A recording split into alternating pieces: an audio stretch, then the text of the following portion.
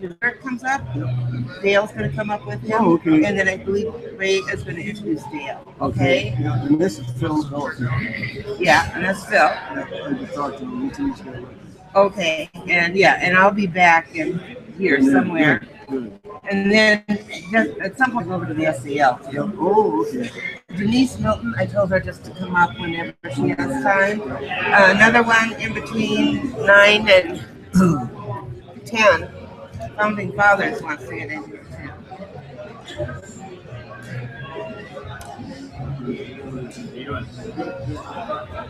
Okay. You'll be here. And then Bowling wants to try to get in here sometime. Okay. So we got a little bit of everything. Is that Bob Mace? Yeah, actually it'll be the chairman. Oh, okay. No problem. We'll just play it by ear and get rid of it. That's the main thing today. Yeah, it's just a matter of getting to it today. So Yep. Good. You're gonna leave that yeah, but this is mine. The people keep taking it. I know. I've seen you. Yeah. That's good. So I've been watching this podium like a hawk. There's a backup here, but Well, yeah, but it's not good. You know? no, it doesn't have all mine on it. Well, I was going by this one, but no, we'll use that one, Joe. Yeah. As you asked me, yeah. That's the trouble. Everything changes right away. This Yeah. is not hot yet. So Oh, okay. checking on it because the stuff here, we find out. We'll go. Okay. Pull the Zerk over here for a second. Okay. You heading for home right after that? Yeah, because my sister's not here. Oh, that's right. Yeah, you might have mentioned that. Yeah. That's great. Well, We'll play it by ear. Right. You know what? I was looking at yesterday. I was standing in the back. Look at all the white hats over here. Very few blue. oh, About a third are blue. yeah. Is that the dinner? Yeah, more head pictures. But that's more blue. I know, they don't seem to be buying it. Okay, I told Dale. Look out there. You know, I looked when yesterday. you're done speaking About a that. third of them are blue hats. Just they're all Yeah, white. okay. You know, All right, so I've got to leave right after we open here. I'll give you October. I know. But how can you do it? Yeah, and I'm probably going to leave about that time because I've got to go see the sale. Okay, are you taking them to there? That wasn't asked. Oh, okay, so you're, I mean, if they asked, we'll go. yeah, I haven't heard. Yeah, we'll take care of that.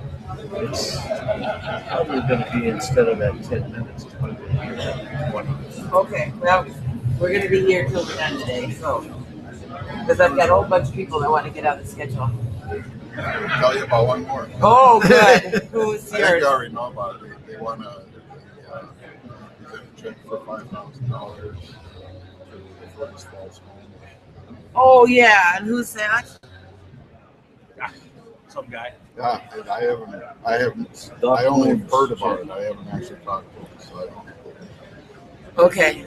Well, if we find out, bring him up and we'll I get think him on. they want to do it at the time. Is Fergus Falls going to present? Not that I am aware of. I don't have them down here. Maybe they didn't know that. So Oh, but yeah, no, I just have all the different committees, and then national security has the last hour. You got Legion. Somebody said they had a, Yep. they had a check to donate at Legion. Okay, yeah, Gene, the vice president, is coming up from Legionville, Okay. and Dave DeBravo wants to come up at the same time. Okay, maybe it was him. Somebody else, so we better ask for any Checks. donations. Yeah. If I'm here, if not, Yeah, and it could. if it's you, then it'd be. Yeah. Because I know I heard that somebody wanted to donate a check. And I said, well, Gumberson's not here, but it's you. Yeah, And I know Roy was here yesterday. yeah. But he will fill that all in with Commander's Project in Legionville. And, Your membership drugs is getting carried away. yeah, But 6th District is doing well. that's what I heard. Yeah. I heard that this morning. That's great.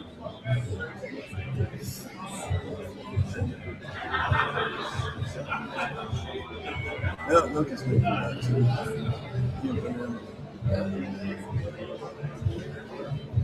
You're sitting up a little high, too high. Yeah, it's pretty high. It is. I Yeah. was getting nosebleed. Someone's coming down. Okay.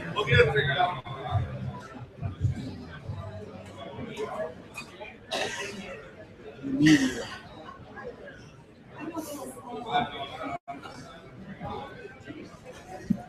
You got something for me? No, I don't think so. Oh yeah, LIT. I want to make sure we say thank you to Bagley. Oh, yeah. Yeah.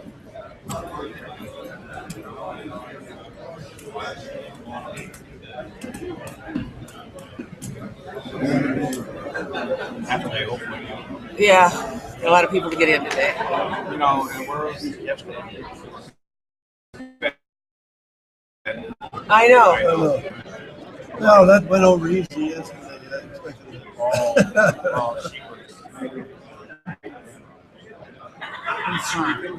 Well, he did an excellent job.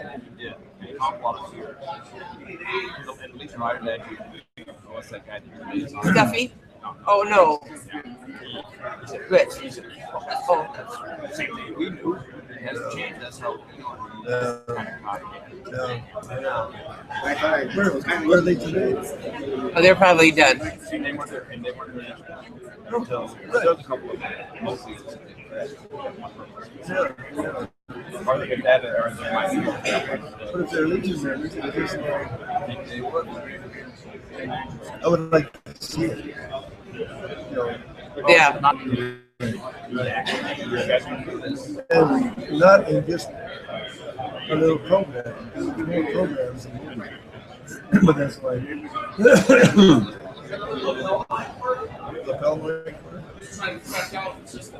This one here. I don't know. Let's see if it's this. well, somebody was playing with that. Okay, so Okay. A lot of hot air. okay, so the system works. So Okay. now let me just see if we work with some other batteries or something. Even though the green light was on. Hey, Lucas. Here's a copy of my 2 reports. Oh, I okay. usually give it to Randy. Yeah, no, that's fine. Okay, doke. You want to hold that kind of out. Oh, he's gonna get the other one.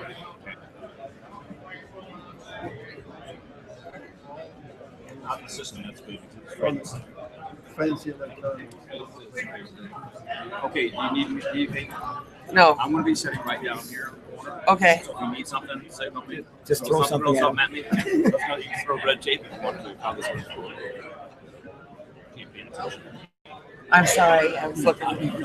So say you can throw this at me and give me or if you want to introduce me. Do I don't have to do that again, do I? I wasn't here. Yes, you did. Yeah, I was working. I was doing booking membership. Yeah, it's 8 o'clock. So. Tell him he never knows when you're going to introduce him, so stay in the room all the time.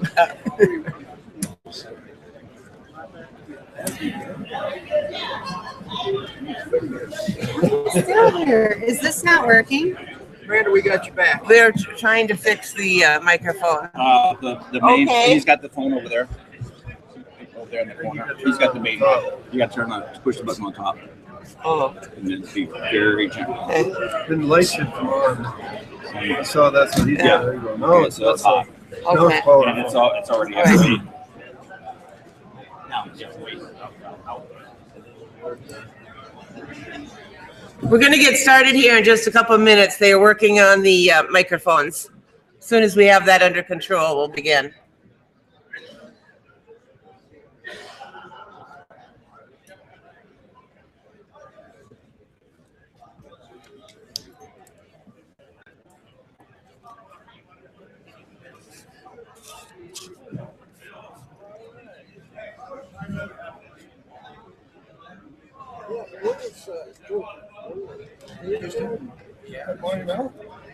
Good morning, Commander.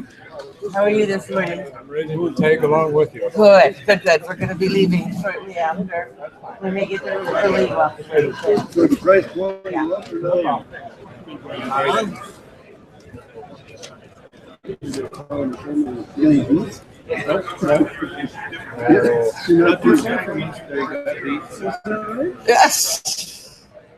Okay, well, we'll get started with this one then, okay? Okay. Where's the sergeant at arms? Okay.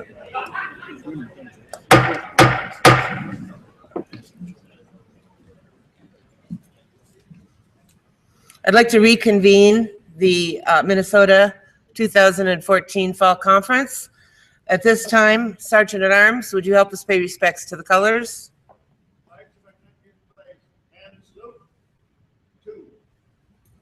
Thank you. And now I'll call on Steve Klinkner, our chaplain.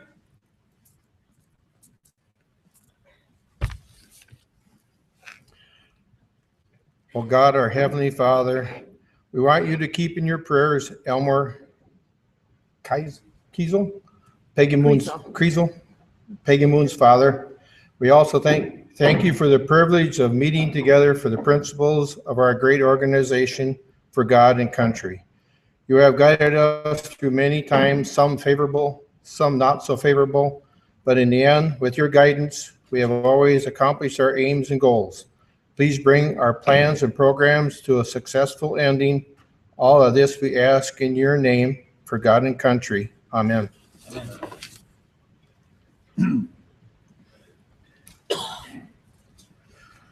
And Vice Commander Mel, will you help us with the Pledge of Allegiance? I pledge allegiance to the flag of the United States of America and to the republic for which it stands, one nation under God, indivisible, with liberty and justice for all.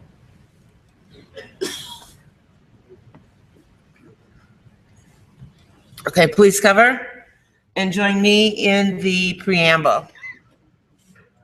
For God and country, we associate ourselves together for the following purposes: to uphold and defend the Constitution of the United States of America, to maintain law and order, to foster and perpetuate a 100% Americanism, to preserve the memories and incidents of our associations in the great wars, to inculcate a sense of individual obligation to the community, state, and nation, to combat the autocracy of both the classes and the masses, to make right the master of might, to promote peace and goodwill on earth, and safeguard and transmit to posterity the principles of justice, freedom, and democracy. Consecrate and sanctify our comradeship by our devotion to helpfulness. Good morning, everybody. I trust you all had a great time last night. Yeah, the place was packed. Good job. Good job. This is going to be a busy morning because we have a lot of people that want to get on our schedule today. I will be leaving shortly to go give regards to the auxiliary. Then I'll be back, and then I'll leave a little bit later and go give our regards to the SAL. In the meantime, Vice Commander Mel will be running the podium. They're looking for another microphone for us. In the meantime, we're using this fun little one right here. So with that, I'm going to turn this over. Oh, before I get started, I got in trouble yesterday. Carl, the 6th District Commander, would you please stand up? This is my husband, Carl, if you haven't figured that out yet.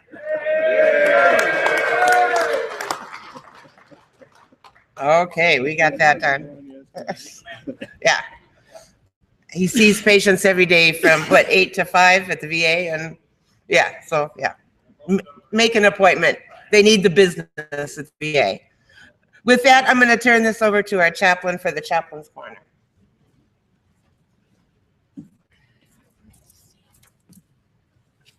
Thank you, Commander. At the Chaplain's Conference at Indianapolis, we talked about getting God and country back in the vocabulary for our senators and our congressmen. Seemed like they like to put under God from our Pledge of Allegiance and in God we trust off our money. We need to let the senators and congressmen know how we feel about that. I myself, I think they can spend better time doing something else. Some of our kids in our schools don't even know what the Pledge of Allegiance is, or what the words are, and what they represent. This is our country, and this is what we believe in. A lot of men and women died for our country. So next time you see your congressmen or senators, tell them how you feel about what they're doing and what they should be doing. They can do better things, leave our country the way it was, what was built on. For God was first, and then our country. We need them both to keep our country safe and free. Thank you.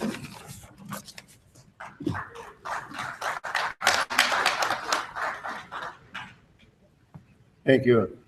Next, we'll have the reporting nationally by NAC Ray DeZerg.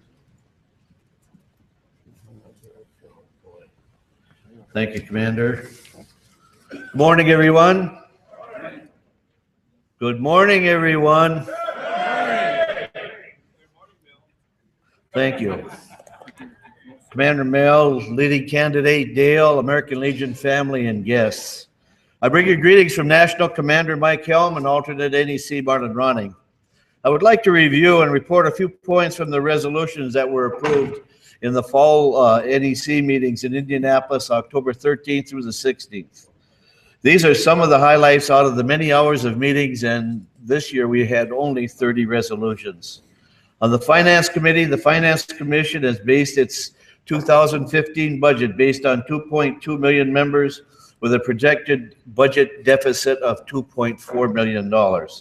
Employee health insurance, direct response TV fundraising, membership services, digital marketing contribute to the deficit. 2014 is projected to have a budget surplus of $2.69 million, partially due to lower wages and health costs. Here are a couple of other additional recommendations from the Finance Commission. The Finance Commission has recommended no dues increase. A couple of videos were shown at the NEC. One was with the Oak Ridge Boys, who talk about the PTSD, and another is with a fundraising program similar to the Wounded Warrior Project that requires a charge of $19 a month. On this program, it is estimated there is a 4 to 5 year payback on the TV advertising before there can be revenue sharing with the departments on a plan similar to the USAA partnership. And the Revenue Enhancement Program has received permission from the Finance Commission to enter into an agreement to offer and provide vehicle donation services. The committee will be working on selecting the company who will provide these services. On the National Convention Commission, Phoenix, Tampa, Reno, and my favorite, San Juan, Puerto Rico, are bidding for the 2020 convention.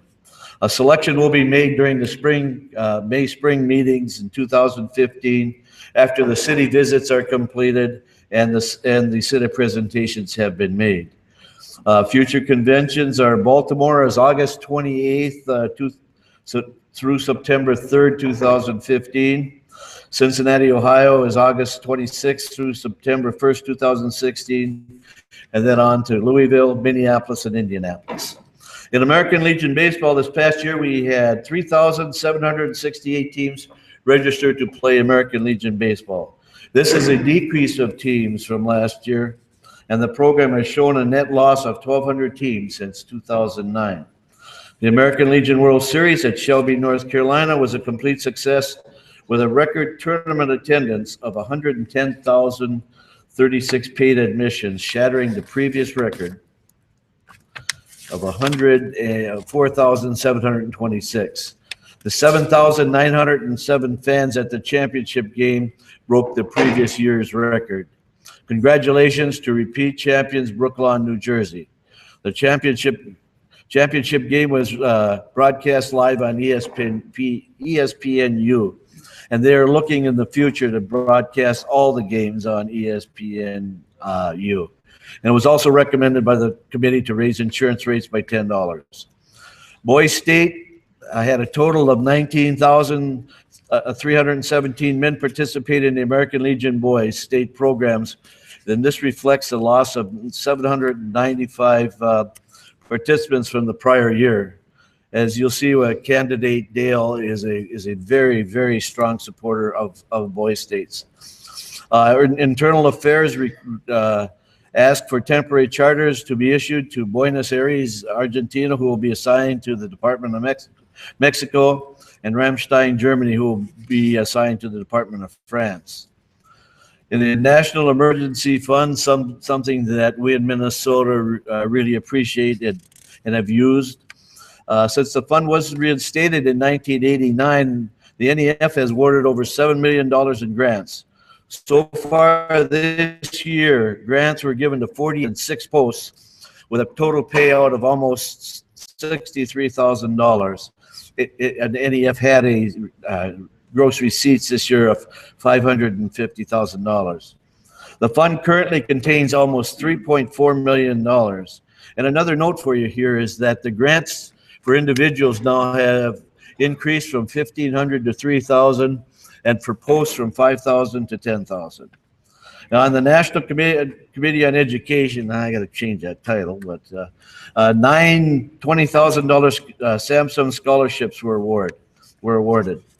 The remaining 89 finalists will each receive $1,100.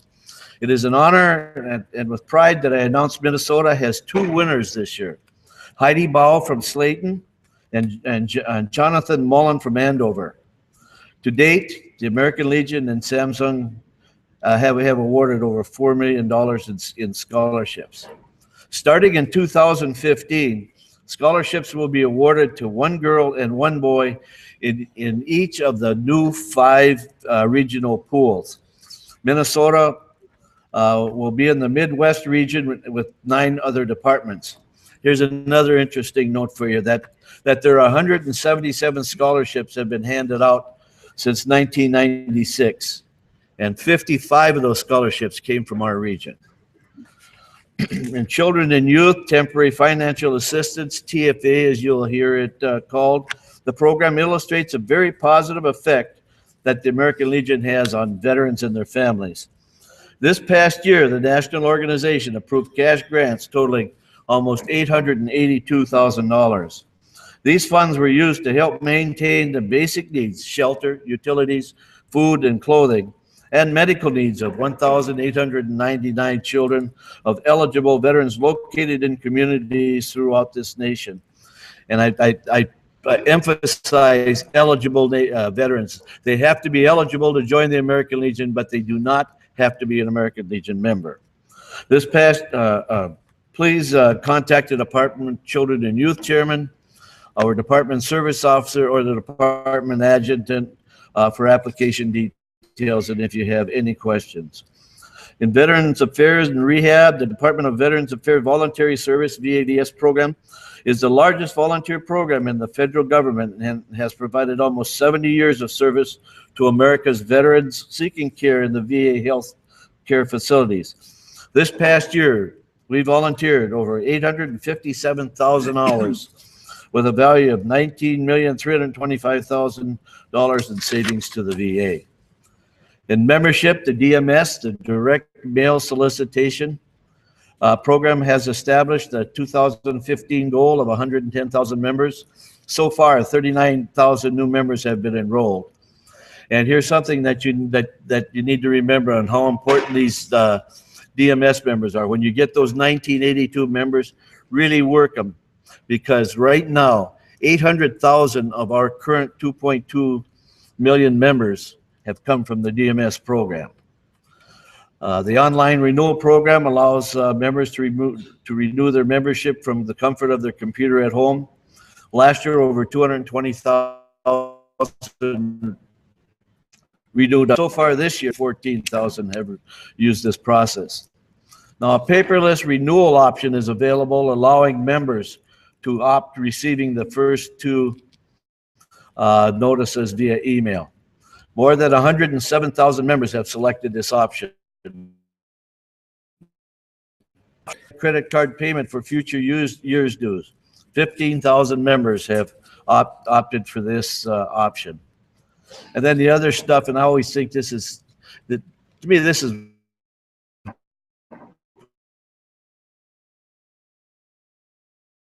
get up to. He said he had another busy year. His report contains 235 contracts, 200 litigations,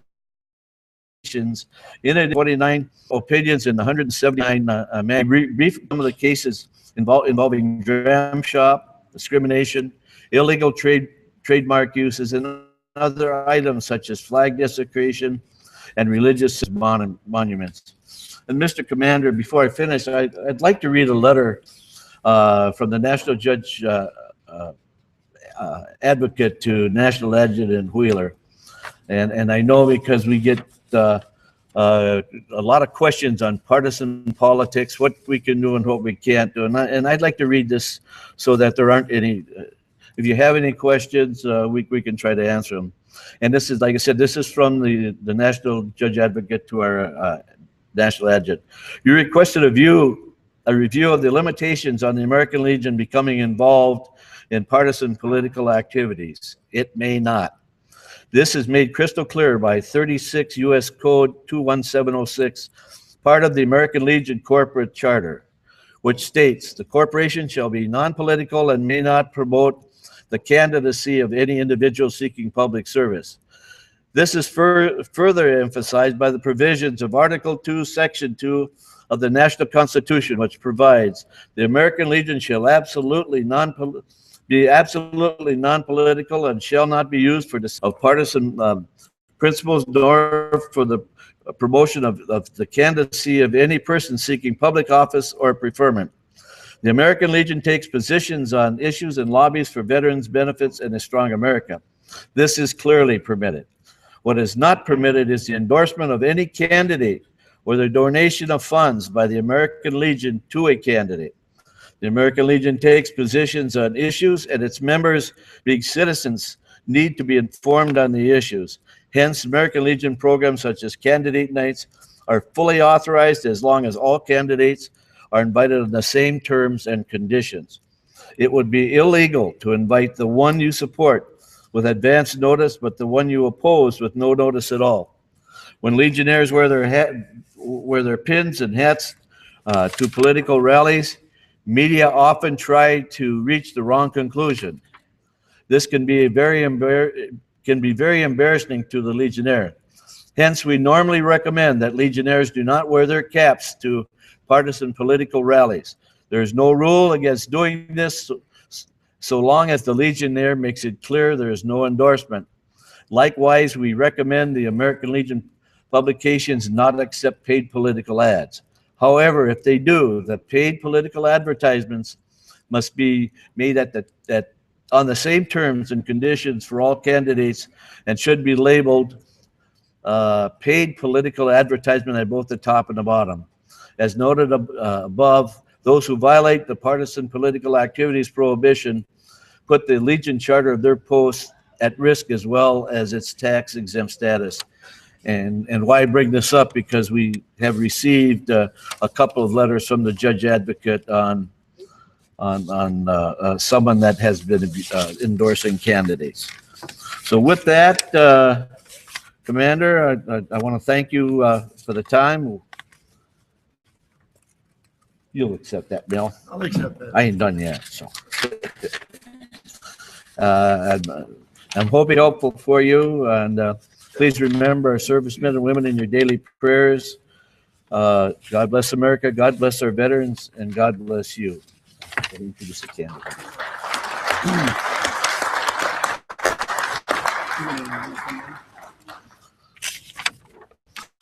Now it's introduce our leading candidate for National Commander, Dale Barnett. He's a retired military officer. Dale was commissioned in the U.S. Army in 1974 after graduation from the U.S. Military Academy at West Point. He served 22 years of commissioned service in a variety of stateside and overseas locations. First Gulf War as a battalion executive officer in a mechanized infantry unit, earning the Bronze Star. I'm going to skip some of this stuff here. Dale was selected as Creekside High School Teacher of the Year for 2005-2006. He's a coach, a social studies teacher, and getting to know him. He's one hell of a great guy. Let's give Dale a nice, warm Minnesota welcome.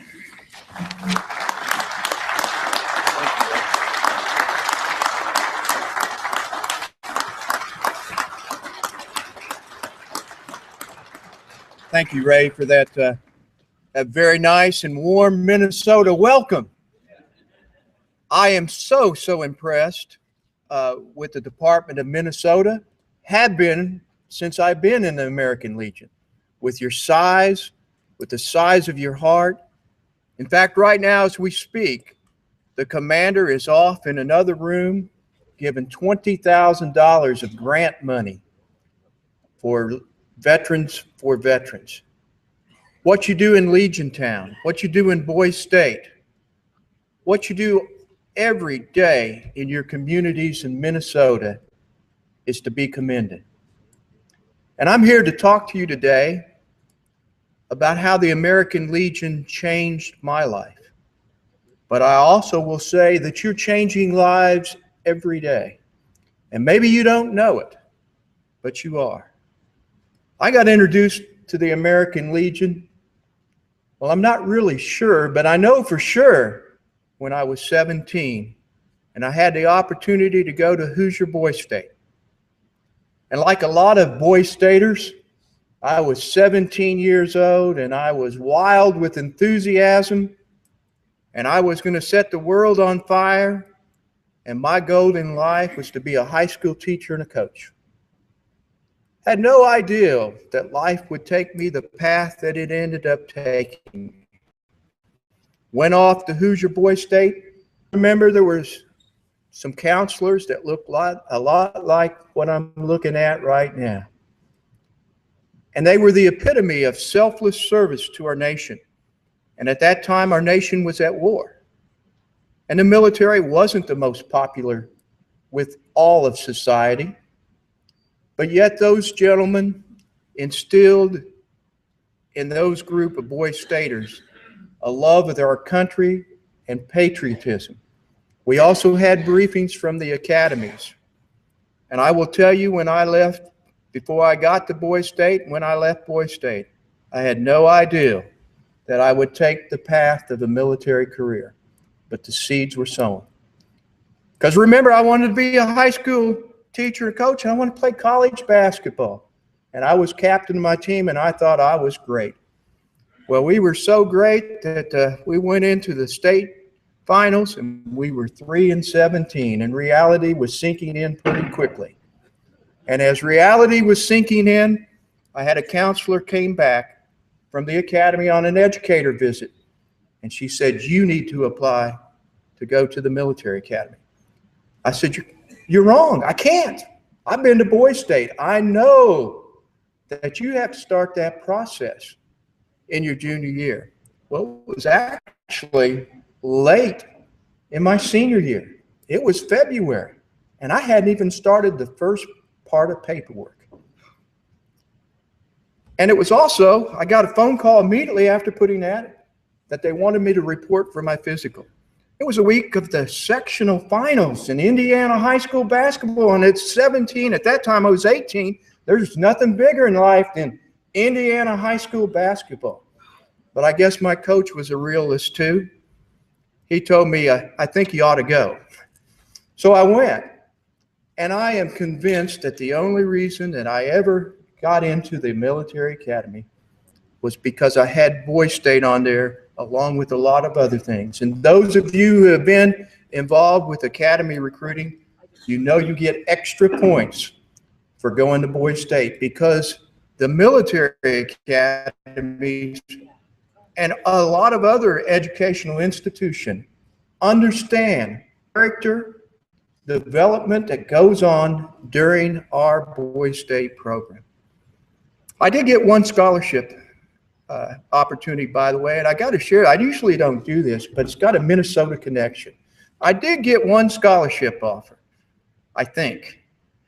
Have you ever heard of a little college here in Minnesota by St. John's? They said, "We don't give athletic scholarships. We haven't had a winning season in 20 years, but we think you'll fit right into our program." So that kind of puts And that's a true story. That was the one scholarship, I think, offer I got. But I went off to the academy, and if you could say if it was remedial, I was in it.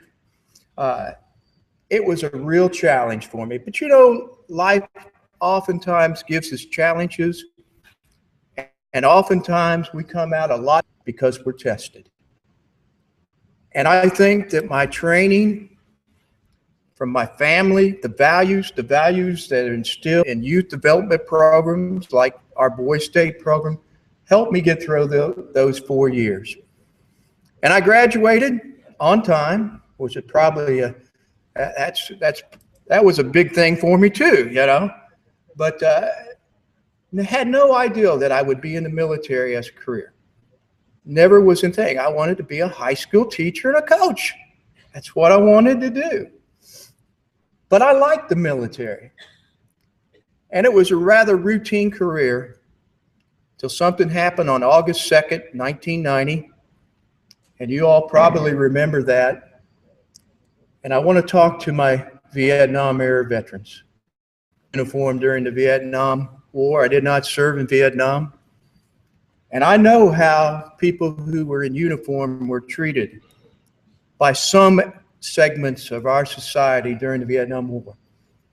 People who went over, served their country with honor, put themselves in harm's way, did absolutely the best job they could ever do, and they came home, and some just treated them like dirt. It was a shame to American society. It was shame on our history.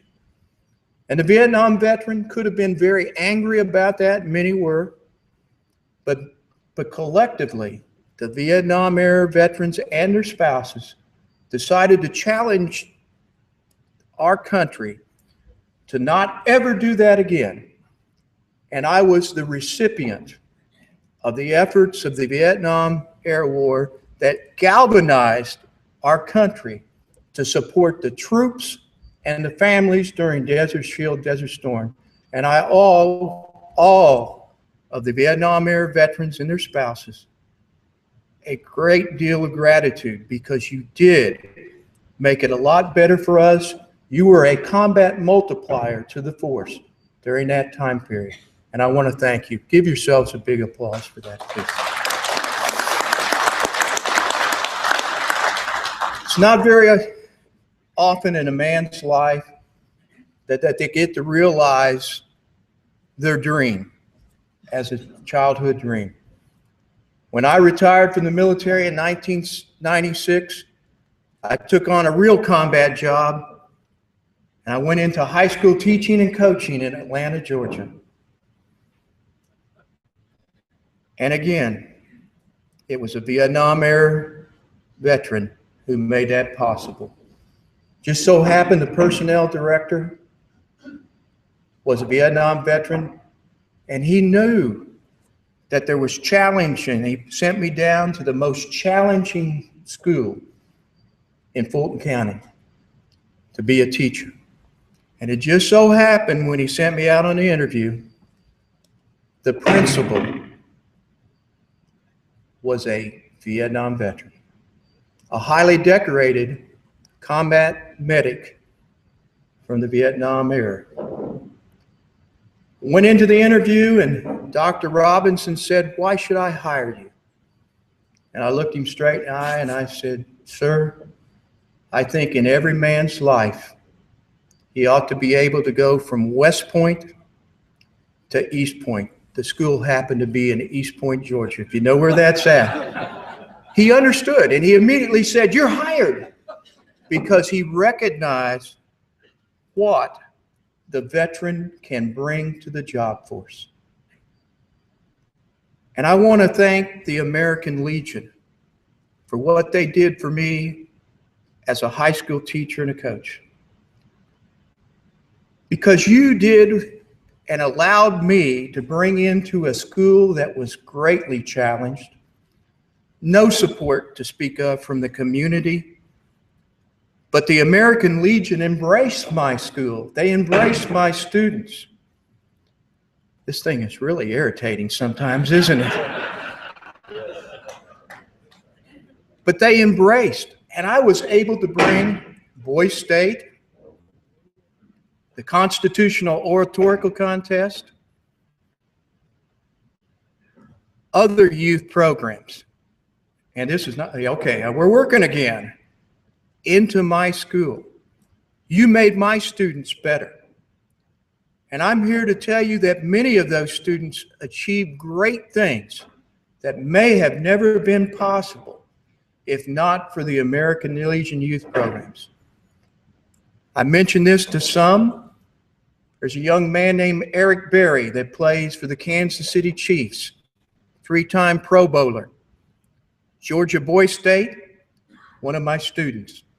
Kalimba Edwards, who played for the Detroit Lions. One of my basketball players played in the NBA for the Charlotte Bobcats.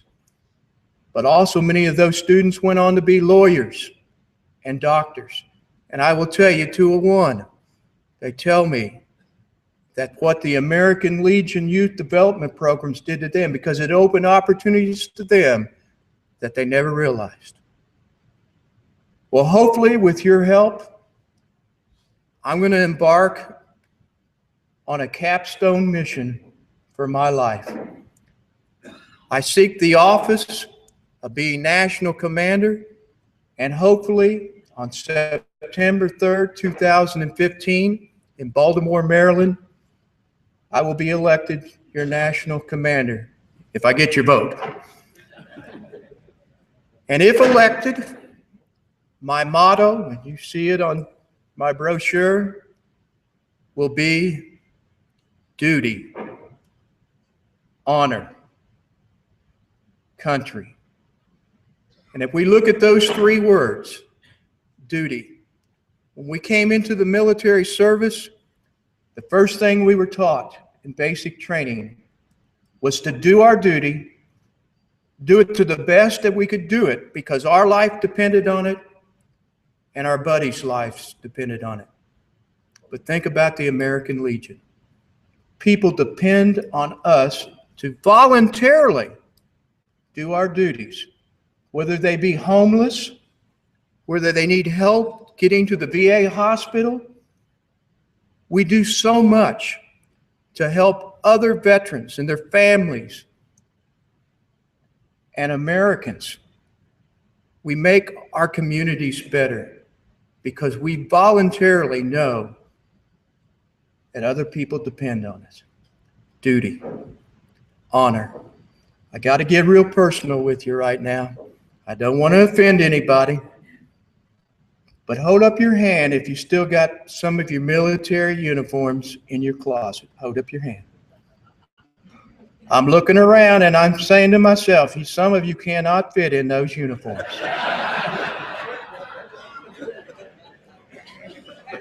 But why do you have those uniforms? And why doesn't your spouse throw them away? Because it's your legacy. It means something to you because it was an honor to wear that uniform, an absolute honor. And you're proud of it.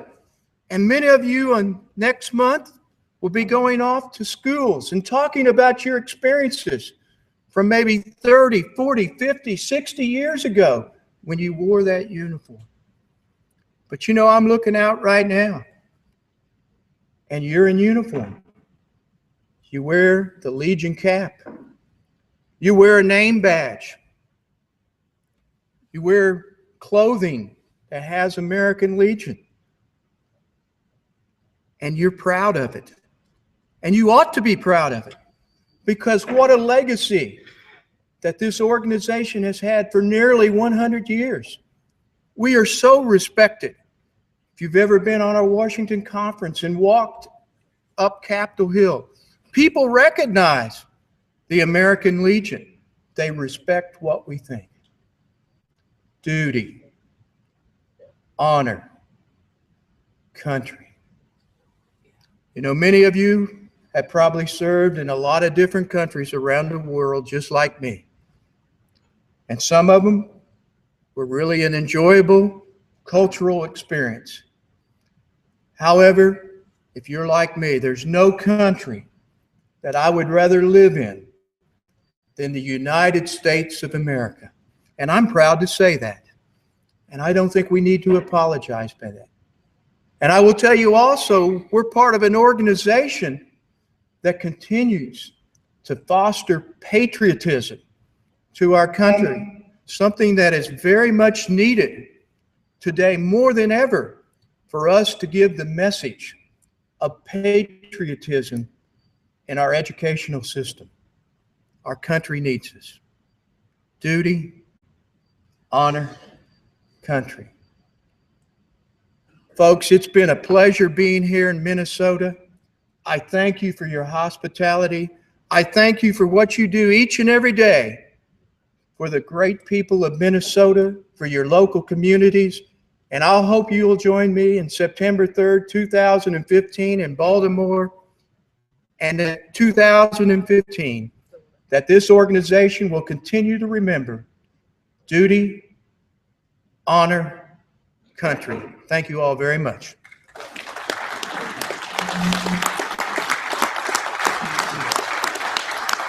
Thank you very much, Dale. Wonderful talk.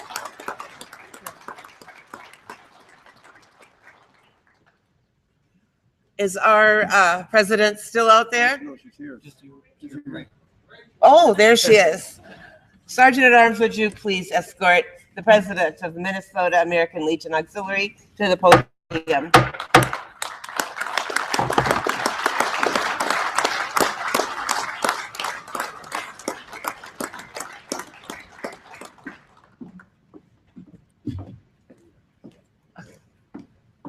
I don't think I want that. That's all we got. Can I just talk loud? Well, you can, it'll pick up. Yeah. Good morning. Oh, let's let him sit, huh? Oh yeah, let's let him sit. Good morning. I bring you greetings from the Department of Minnesota, American Legion Auxiliary. I hope you have a great conference today. We are having fun there, and when that noise started, I thought someone fell off the chair over there. So if it makes a noise now, I'm going to take this and put it down. But my husband Marlon over there. You're not gonna get me. I know you do a lot for our veterans, and our American Legion is behind you all. I mean, we are helping you in every way we can, because our veterans are very important to us also. We need to go and tell everyone our story, let them know who we are and what we do.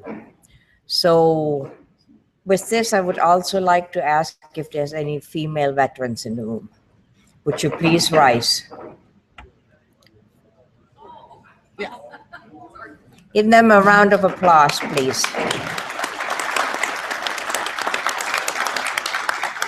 Thank you.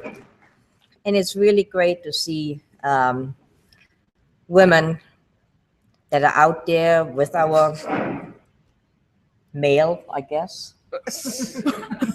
and work with them side by side, and now fight with them side by side. I have a daughter-in-law that was a Desert Storm veteran, and she also belongs to the American Legion and the Auxiliary. She didn't really have a choice. But no, she's not active, but I'm really proud of her. I don't know what I really can tell you. I did bring a couple guests with me. I brought our secretary, not yours, but ours, Sandy Deutsch. She's doing a wonderful job. She keeps me straight. I'll tell you a little story. When I introduced her at the National Convention, you know what she did? Right in front of all these people, she went like this. I don't know what that meant. Evidently, she knew what was coming. But we like to have fun, and that's what keeps people coming back. So with this, I would like to also introduce you to Lori Skullroot, who is our new National Northwest Division National Vice President, or the commander, yeah. So, Lori, would you like to say a few words? Sure. Thank you for being here. This is I fine. know. I know, it's weird. Thank you, President Chris. And I truly am honored to bring greetings from National to you. This has been an amazing year for me. It was 15 years ago that Buster served in this very similar position with the American Legion. I am assigned 7 states that I work for as Divisional National Vice President. It's Minnesota, South Dakota, North Dakota, Montana, Wyoming, Colorado, and Nebraska. It's an amazing opportunity. I have only actually visited one of the states so far, and that was Wyoming. And it's great to see how different we are in each department, but yet how much the same we are. And I do have invitations to all the other states, and I'm looking forward to that. I am doing a bit of traveling outside of the job too with the organization. Last week I was in Connecticut to our National President's Homecoming, and November 7th and 8th I will be out in Massachusetts being one of the presenters at our mission training that is open to all our auxiliary members anywhere in the country. And that is quite an honor. I'm also on the 5-year Centennial Strategic Planning Committee for the organization. I was on their first 5-year Strategic Planning Committee too, but this year is our first year in the Centennial Plan, and I believe the American Legion has a strategic plan in place also. And one of our strategies, and even an initiative in our departments and our posts and our units in the SAL, is to work closer together. I'm very proud of Minnesota. We do work together. Our Sons of the American Legion, our auxiliary, and our juniors, we always do things together. It makes me very proud. And I am proud to be representing Minnesota in my position, and I want to thank each and every one of you for your service. We respect you. Without you folks, where would we be? We probably, like Buster used to say, we probably wouldn't be speaking English. No offense, Chris. That's okay. But again, thank you for your service. We love you, and have a great rest of your convention. Thank you very much. Thank you. Okay. Okay.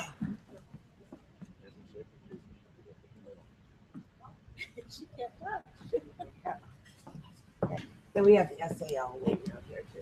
You'll be happy to know I lost my voice. Yes. Yay! Here's the Sandy. Okay. Thank you very much.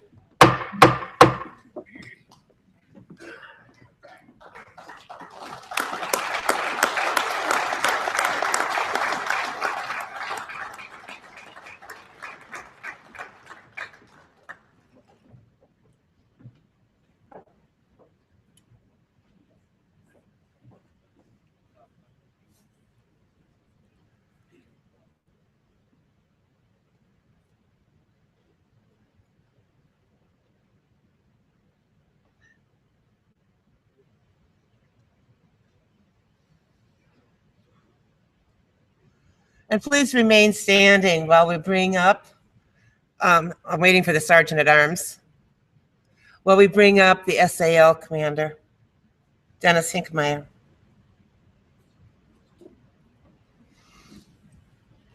We're making our Sergeant at Arms huff it today. Yes. Yes, yeah.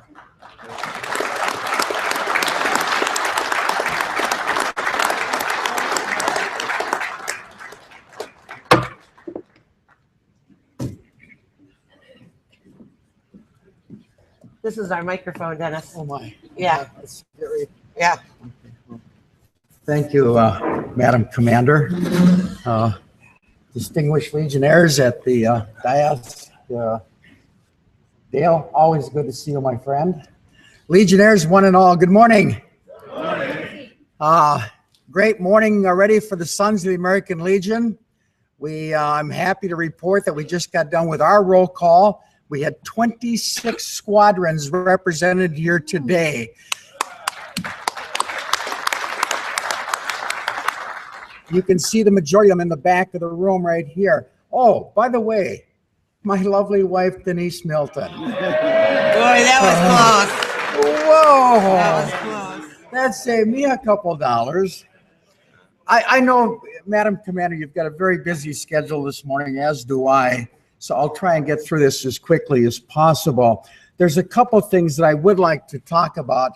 First of all, how can I phrase this? This is an issue that I'm not really promoting here because this year my real job is to be the detachment commander of Minnesota. And I don't want to veer off of that course. However, last summer at the department convention, the American Legion was very kind in endorsing me for National Vice Commander of the Sons of the American Legion. I'm happy to tell you that through some work, especially of our detachment adjutant, Doug Bible, past National Commander Doug Bible, it looks like there's a very good chance that I could be elected already in Baltimore when we travel next year to our national convention.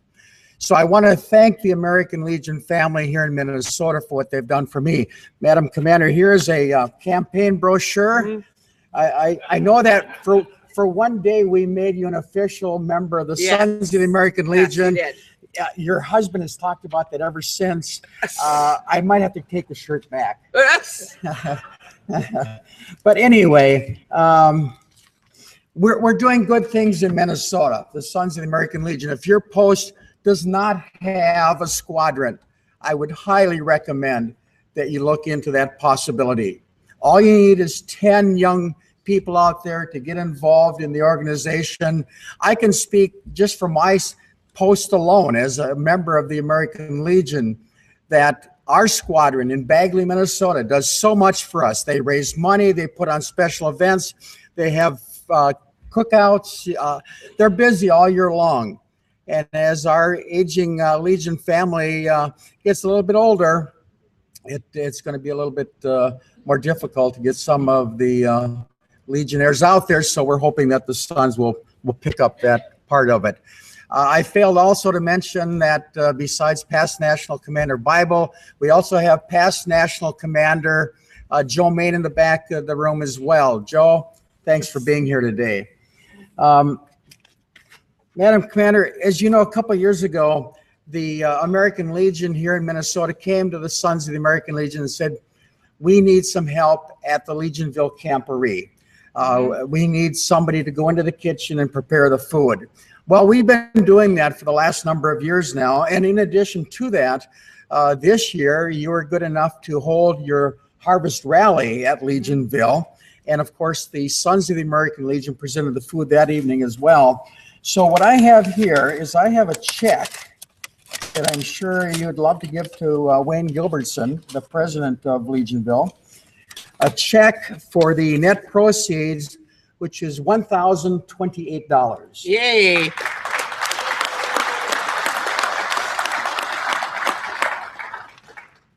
Also, for the last number of years now, the Sons of the American Legion at the Fall Conference has been recognizing one Legionnaire here in Minnesota that we feel has gone above and beyond when it comes to assisting the Sons in carrying out our mission.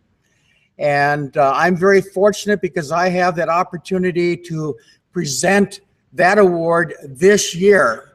So if I, with your permission, Mr. Sergeant at Arms, would you bring forward, please, from the 2nd District, Mr. Floyd Kumaro.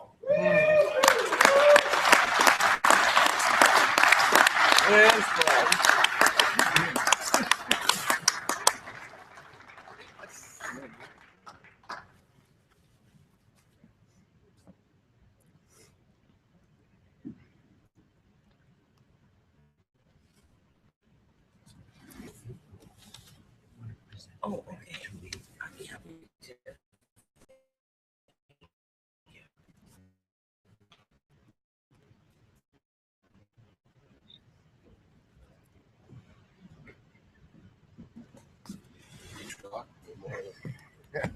Well, congratulations. Here is the award. I suppose we could probably do like this, look down at you. Madam Commander, would you come here also? Oh, wait 1 minute.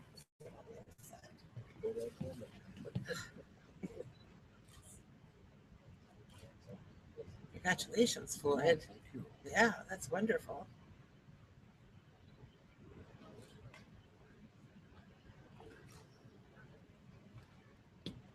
Okay. Thank you. This came from a total surprise to me this morning. I've worked with the SAL for a number of years. I believe that the Legion has to rely on the SAL. I thank you very much.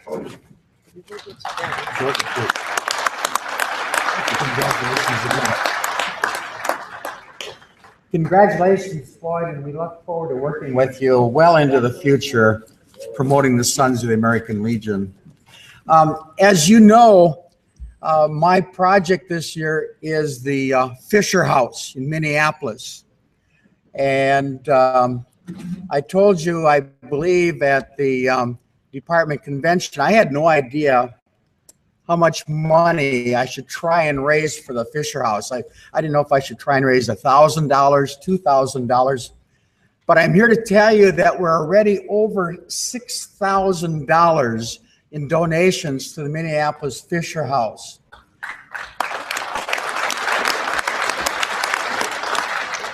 In addition to that, I know for a fact that there are some other checks that are going to be presented this weekend at our conference. So I put a challenge out to the Sons of the American Legion of Minnesota relative to our membership. And I told them that it was time that we hit 11,000 members. We were sitting somewhere around 10,600 at the end of last year. So it's time that we hit 11,000. So as I was addressing the auxiliary yesterday, I thought, well, if that's the case, let's go for $11,000 for the Minneapolis Fisher House. That way, it's very easy to remember. 11,000 members, $11,000 for the Fisher House. So that is my personal goal for the remainder. If you have the issue of the magazine, there was a very nice article in there about the Fisher House, about the Sun Foundation. And if you hear our most recent issue of the magazine, if I could very quickly, there was an article, a letter to the editor, and it stated, my son was hospitalized from January 9 until his passing on March 29th, 2014.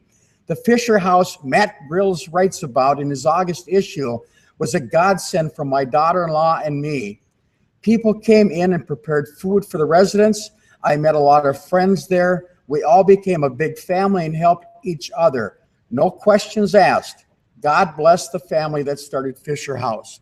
Very, very important project. I don't want to take away any money from your Legionville project, but I'm telling you that we want as much money as we possibly can this year to present to the Fisher House. I want to thank you for inviting me this morning to address the Legion. I want to thank the SAL members that joined me in parading over here. And I wish you the very best for the remainder of your conference, Madam Commander. Thank you very much. Thank you all. Thank you.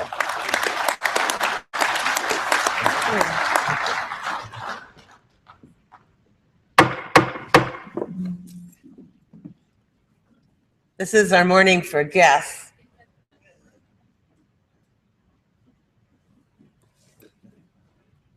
So, Sergeant at Arms. Oh, just a minute.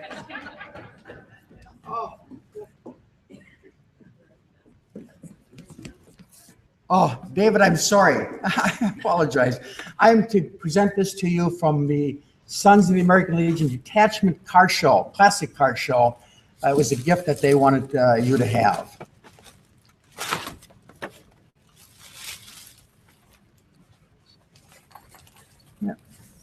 Very nice. Thank you very much. Minnesota Veterans Classic Car and Bike Show. Thank you very, very much. How nice.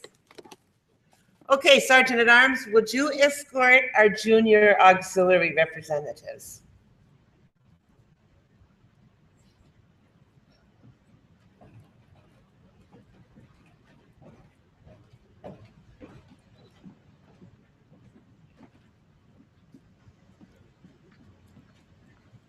Okay. Miss Efta, I believe, right? Right. Okay. So I speak into this one? This is what you speak into. Oh, okay. Thank you. How are you doing? Good morning. Commander Moon, American Legion member, bringing greetings from the Department of Minnesota junior members.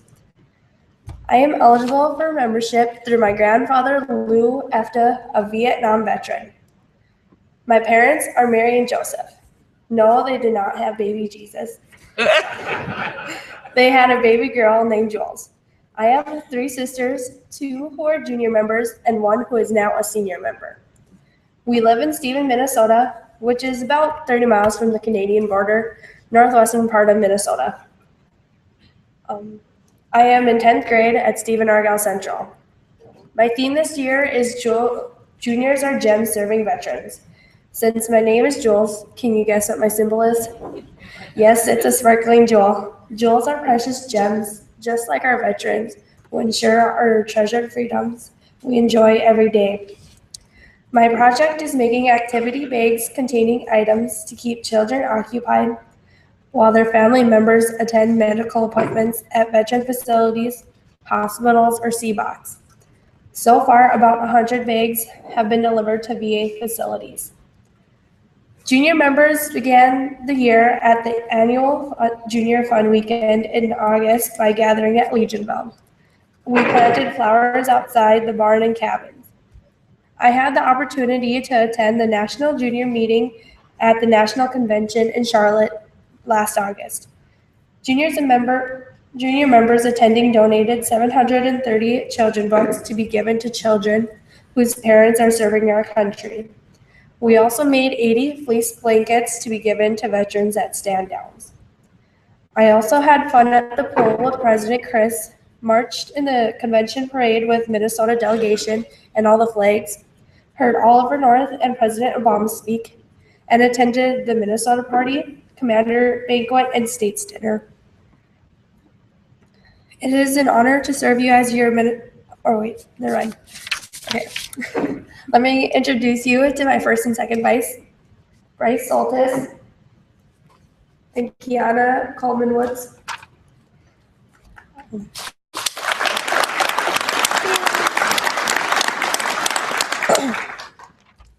It is an honor to serve you as your honorary Minnesota Junior President this year. Thank you for the many freedoms we have. Thank you for serving our country. God bless you, God bless our veterans, and God bless our free country.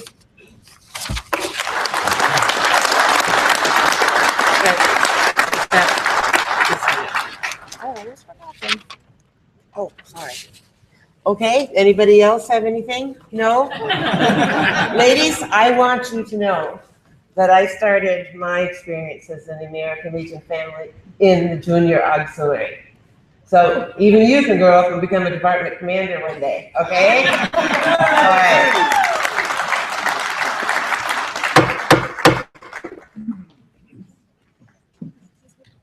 Sergeant at Arms will let you take a break right after this. How's that?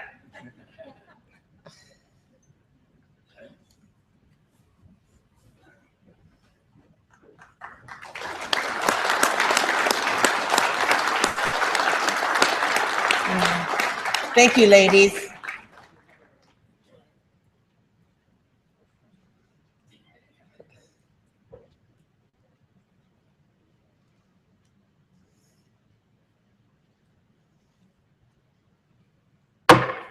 Okay, let's get back on our schedule. Mr.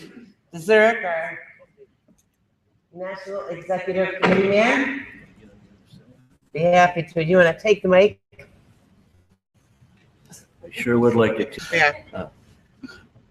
As you may recall, past National Commander Ludwig talks about campaigning for national commander and how expensive it is.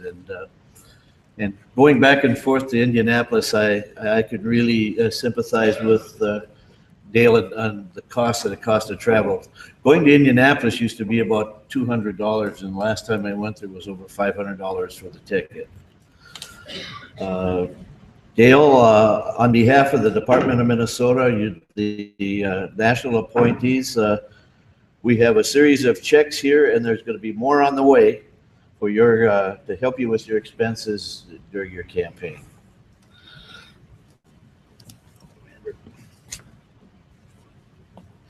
There they are. Thank you very much. Thank you, Commissioner. You're welcome. Thank you so much for being here. One thing he told me, he didn't say in his talk, he said that he was the toughest cut that Bobby Knight ever had to make at the West Point. True statement.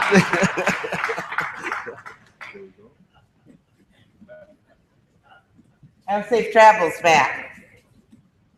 Okay, with that, we are going to go right into the Department Convention Corporation.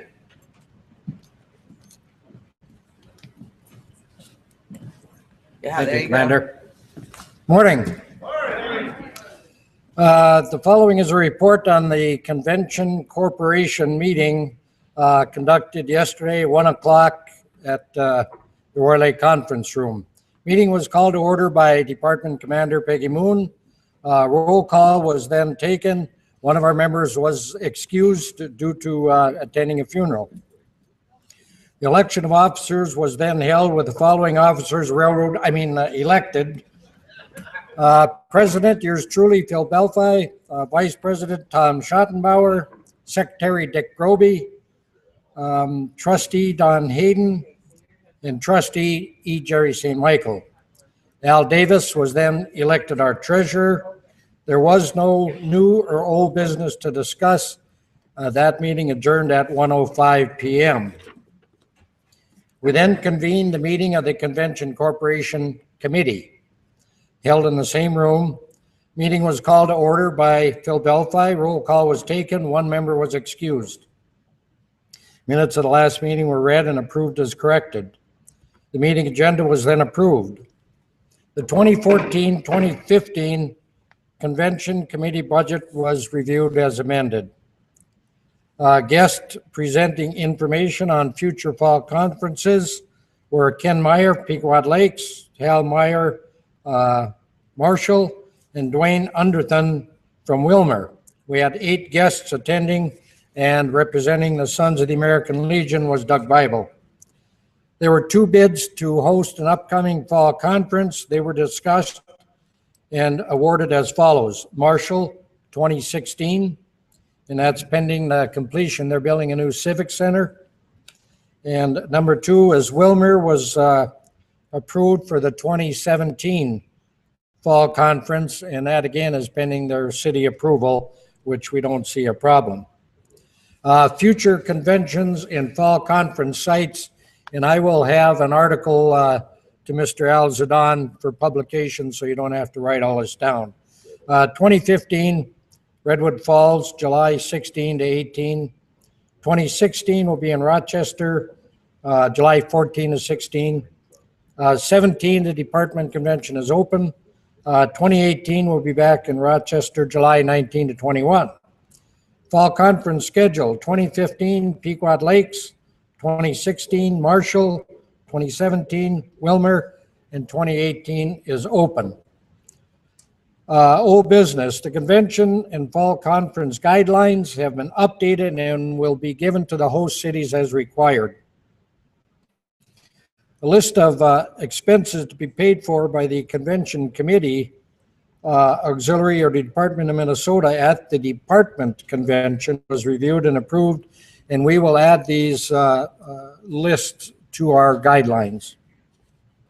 Under new business, questionnaire has been prepared by the convention committee, and I've gotten a copy to each district commander. I believe the auxiliary has gotten one to each district president, same with the Sons of the American Legion.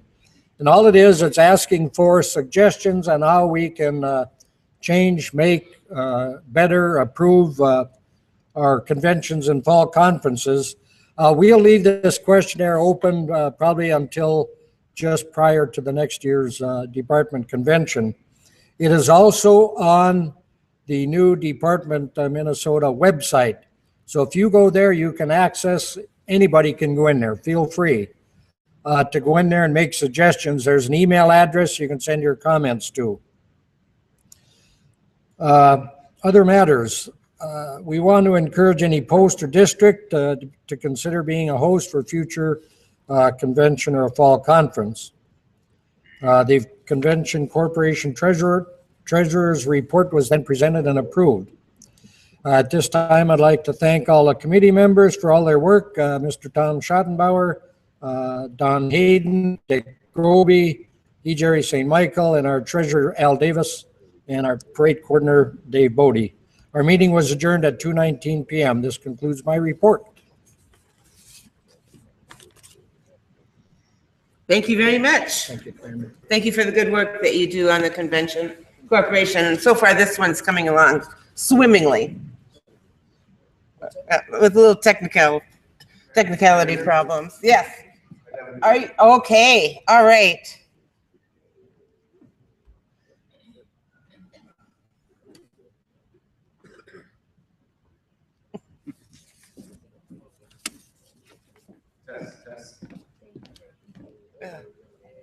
Thanks for being patient while we work through that. Thank you very much.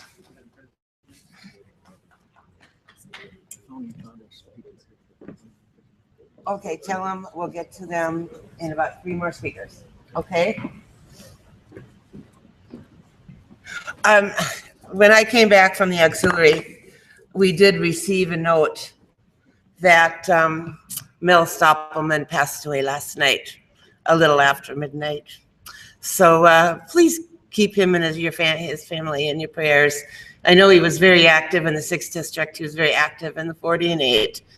And was a good Legionnaire from Sauk Rapids. And he'll be missed. With that, we're going to continue with our reports.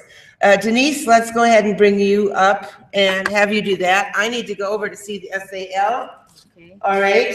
And I'll bring our Vice Commander up to speed here. Okay. Thank you. Thank you, Madam Commander, for allowing me a few minutes here. That's okay. At Department Convention, as Chair of Operation Post Home, I was not able to present any awards for Volunteer of the Year award. And that was unfortunate because what had happened was the packet of applications had gotten misplaced, was misdirected, and I did get the packet finally the last day of the convention. So the commander was kind enough to give me a few moments here to present the award.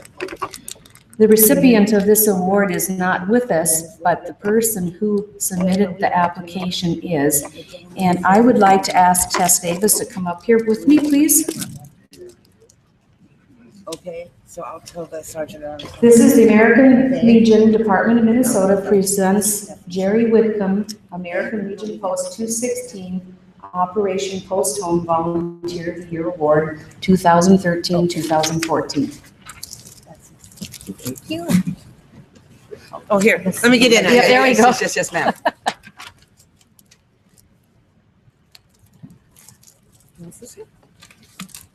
Jerry could not be with us today, and I know he will be thrilled because he has no idea.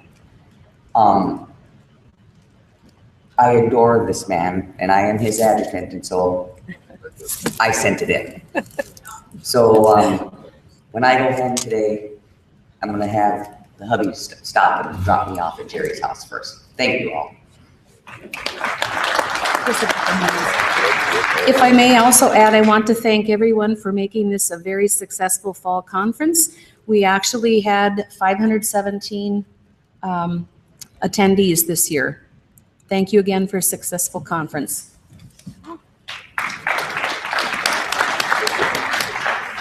Okay, we got Al Davis for American Legion Baseball.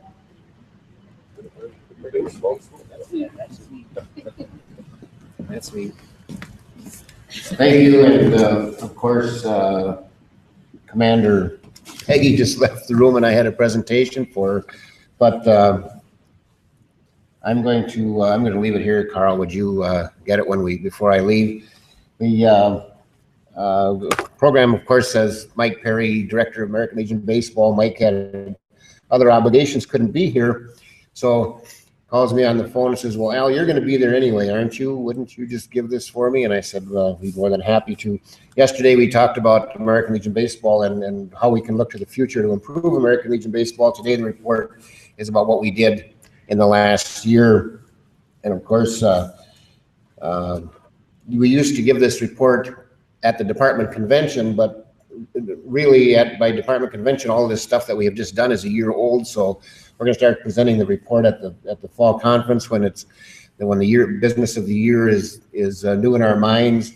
And by the time we get to July, we're already through the season, starting the playoffs start 2 weeks after the convention. So really everything's a year old, and the things that are happening aren't going to be reported for almost a year.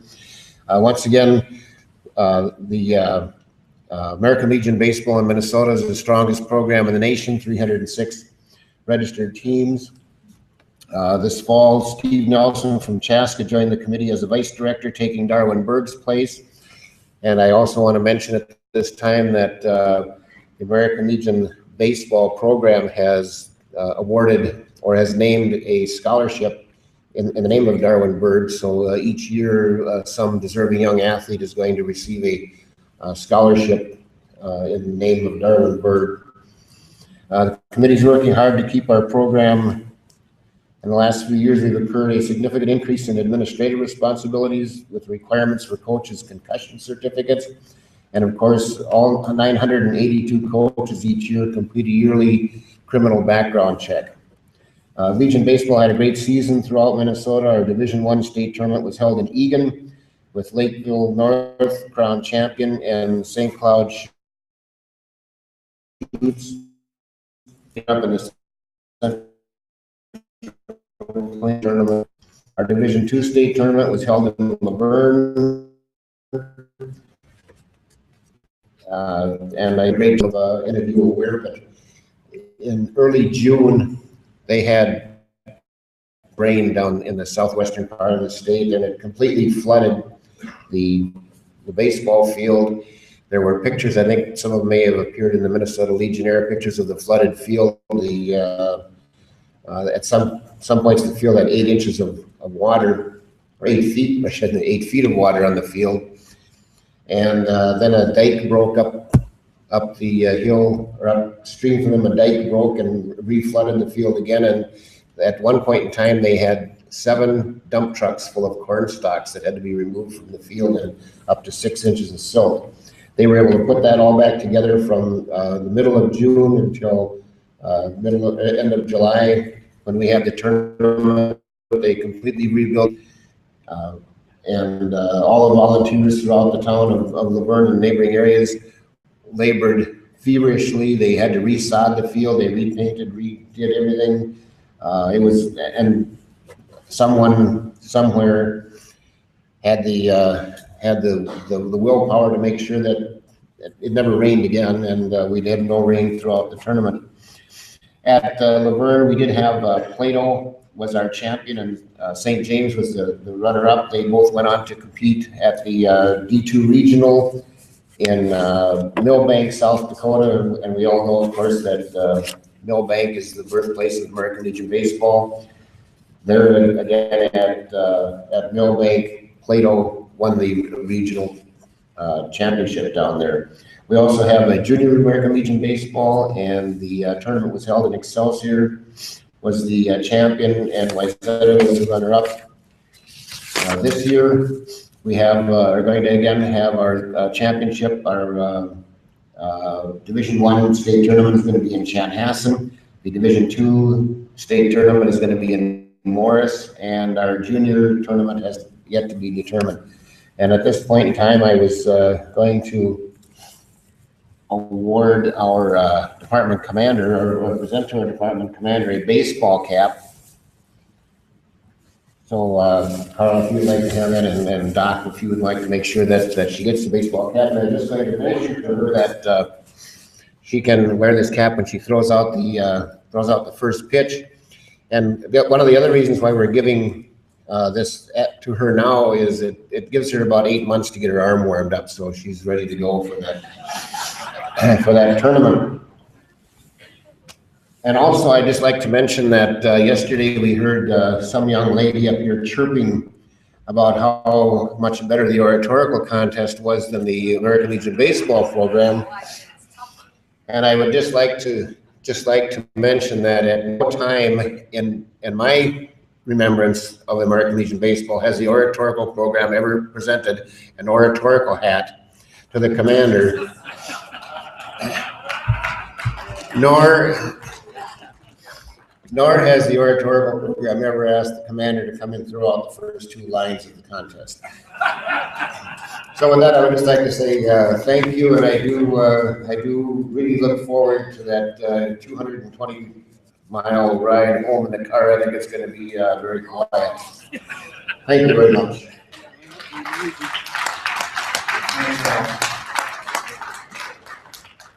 Next, we have Lloyd Ritter for the American Foundation.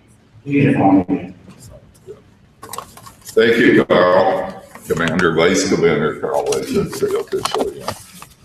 Good morning. How many out there know what the foundation's all about? Oh, Al does. Okay. I'm just going to do a brief thing on the foundation. The Minnesota American Legion Foundation, basically, all the monies of most of the programs within Legion are under the umbrella of the foundation. The way it was set now, it used to be a little different. We basically invest in the money programs. I might just mention them. It'll only take a second, because I don't think too many people even understand the foundation. Programs under the foundation is the baseball fund, funds for hospitalized veterans, Boy Scout scholarships, ROTC scholarships, pheasant dinners, nurses scholarships, oratorical scholarships, American Legion Memorial Scholarship, Boy State Fund, Minnesota Disaster Relief Fund, Boy Scouts Council, Veterans Assistance Fund, and Outdoor Fund. We invest their monies, and then we give them monies for them to operate off of our investments. In addition, the foundation itself, all the funds right now would amount to $1,437,384.04 as of the end of September. The general fund balance, including the Veterans Assistance Fund, is $623,157.37. We are presently working on a new pamphlet for the foundation, which can be used for donations from either memorials if somebody dies and or direct donations. Most of the funding gets passed through us on the accounts that I mentioned before. If I could, I would like to have the foundation members stand. Wayne Hammond Jr., Wayne. Dennis DeLong, Department Vice Commander, Dennis. Bruce Cottam, John Grams, and myself. Also part of the foundation is past Department Commander Mike Ash and the present Commander Peggy Moon. That completes my report. Any questions on the foundation? Yes. My question is that can the money that is currently in these funds be intermingled in any way at any time with any of the other funds, or are they totally forever dedicated to that fund? The funds I mentioned before are dedicated to those funds only. The committees themselves decide. We just give them revenue that we earned off the investment every year to help fund them. Did you understand that? Okay, it is a little complex in a way. Any other questions? Otherwise, thank you, Carl. Thank you, Lloyd. At this time, I suppose we have a guest from Founding Fathers here. Sergeant at Arms, you might escort him up to the podium.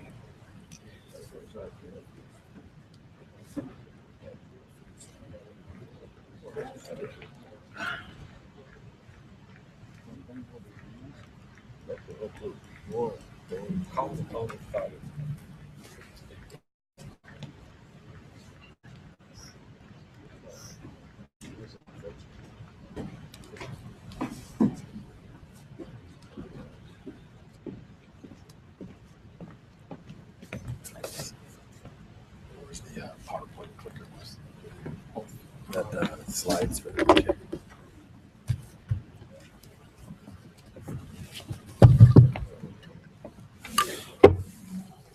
Good morning, and it's great to see you, a lot of you again. And I want to thank Commander Moon and by proxy, Adjutant Randy Tesdahl. By the way, if you're a guy like a lot of us that you're not looking for extra reasons for your wife to tell you to not go fishing, you don't want to tell that Randy Tesdahl story. Because now, besides all the other problems fishing creates, now it's all of a sudden dangerous. So don't bring that up. Leave that out of the repertoire. We'll say he got the flu or something like that. So I wanted to bring you up to date. Many of you heard me speak down in Rochester at the state convention a couple of times down there. And then if you were at the post-parade party in Charlotte at National, I gave a little spiel from the in-between songs that the band was playing. And I want to bring you up to date on where we're at with Founding Fathers and ask for your continued help and support. In the Marine Corps, we always talked about how, okay, you got a group of guys who've heard you say something, but you might have one or two Lance Corporals that didn't hear it, so you got to go to the lowest common denominator. This PowerPoint presentation is designed to be about 20 minutes long, and I'm not going to do that. I'm going to blaze through it because it's a recap for most of you. But again, I'm Lieutenant Colonel Bob Stephenson, Marine Corps retired. A member of American Legion Post 501 in Woodbury. And I'm 28 years in the Marine Corps, 10 active, 18 reserve. My oldest of 7 is a boy who is down in Pensacola right now, just starting flight training. He graduated from the Naval Academy in 2013. My 2 older daughters are on Navy ROTC scholarships. They're both going to St. Thomas. So I now have a military family in my lap besides myself. Were you waiting for me to? No, Oh, right okay, ahead. all right. So, again, back to Founding Fathers, how we're doing so far. Too loud? I usually don't hear that in a Legion group, but. Oh, okay. Well, I got a guy over here who spent a couple years in artillery, and he's telling me to talk louder.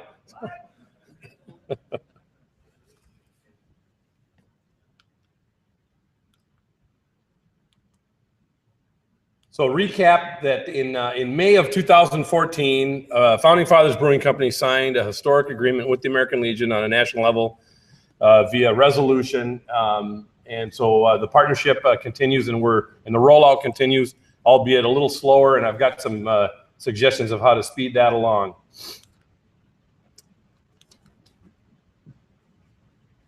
This slide that second bullet can be a little confusing, and you probably can't see it from down there anyway. But one thing I know that we had Randy Tesdahl had given me some he said, here's a couple things you got to address.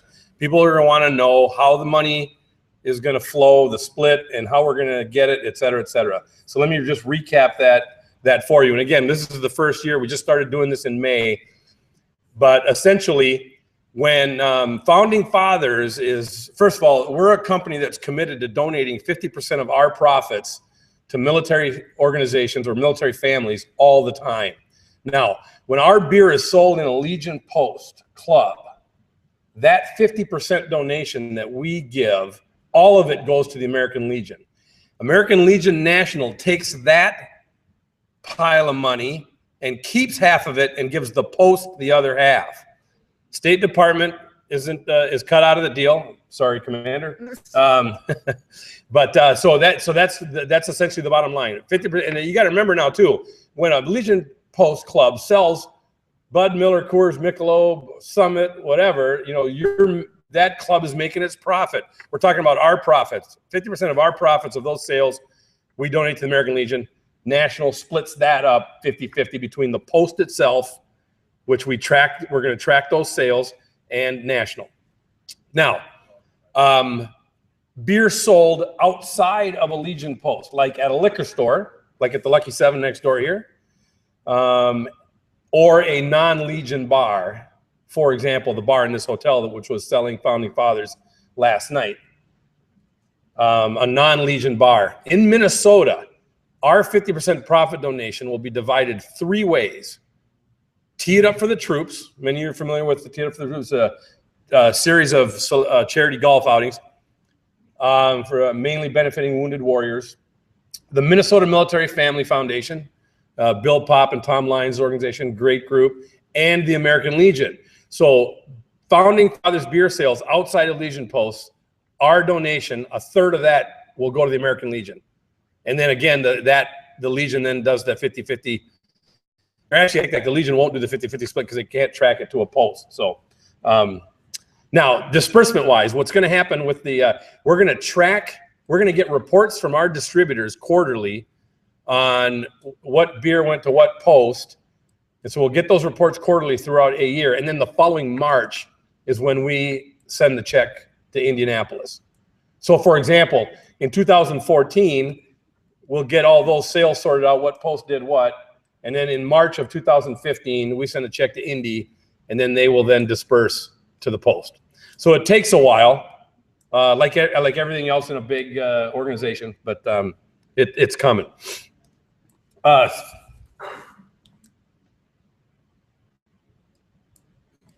So how's it going? In some areas it's going great, and in others not so great. And I have a pretty good idea of what the issues are.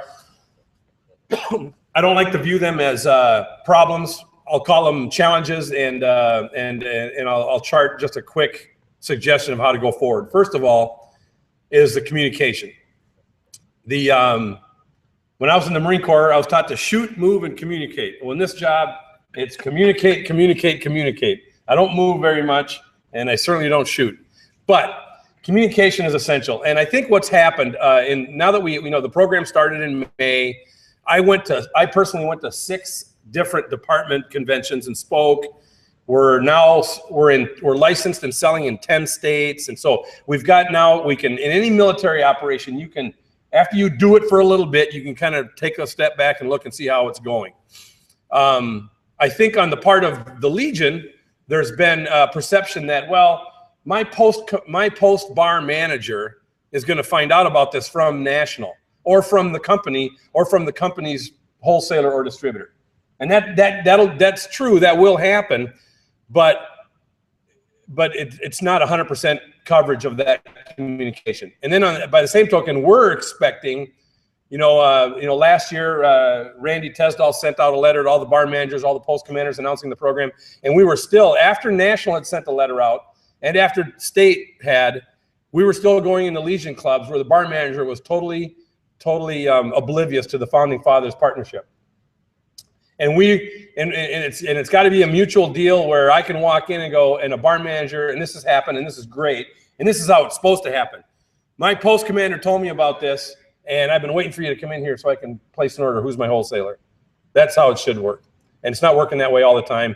And but we're getting there. We're getting there. So again, the message that I'm trying to convey today is communicate. I'd like, and I'll talk to the adjutant and, in the commander's office to figure out flow down. Like, back in the unit, it was the battalion commander put out a 5-paragraph order to his company commanders and then the platoon commanders, et cetera. And so down via the districts to the post.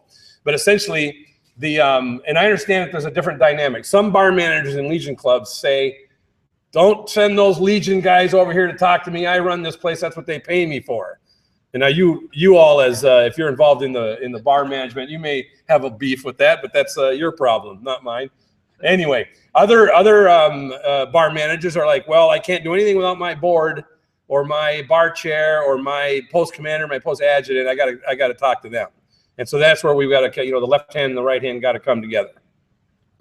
As a quick reminder, and I did this last night. I walked, first of all, one of the problems I had last night in the Mustang is that sign that said Founding Fathers, $2.50 for a bottle. It didn't say anything on there about military families or the American Legion. And this was a deal we put together fairly quickly. Our distributor made those signs out of Grand Forks, McKinnon, and they did it without talking to me. They said, oh, we got signs in there already. I'm like, oh, great. But then when I saw them, I thought, so anyway, now, I walked up to a table of just straight civilian, non-Legion people that are from Ada that were just hanging out there, and 4 of them were drinking Founding Fathers. And I said, hey, why'd you buy that beer?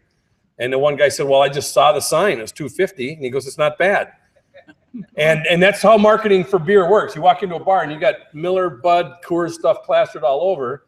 And then I said, look at that. And I pointed to the bottle, and at the bottom of our label, it says 50% of profits donated to American military families. He didn't even see that. And he goes, well, I'll drink it just because of that. He goes, but I happen to like it, but I'll drink it just because of that. So a lot of it is getting the word out.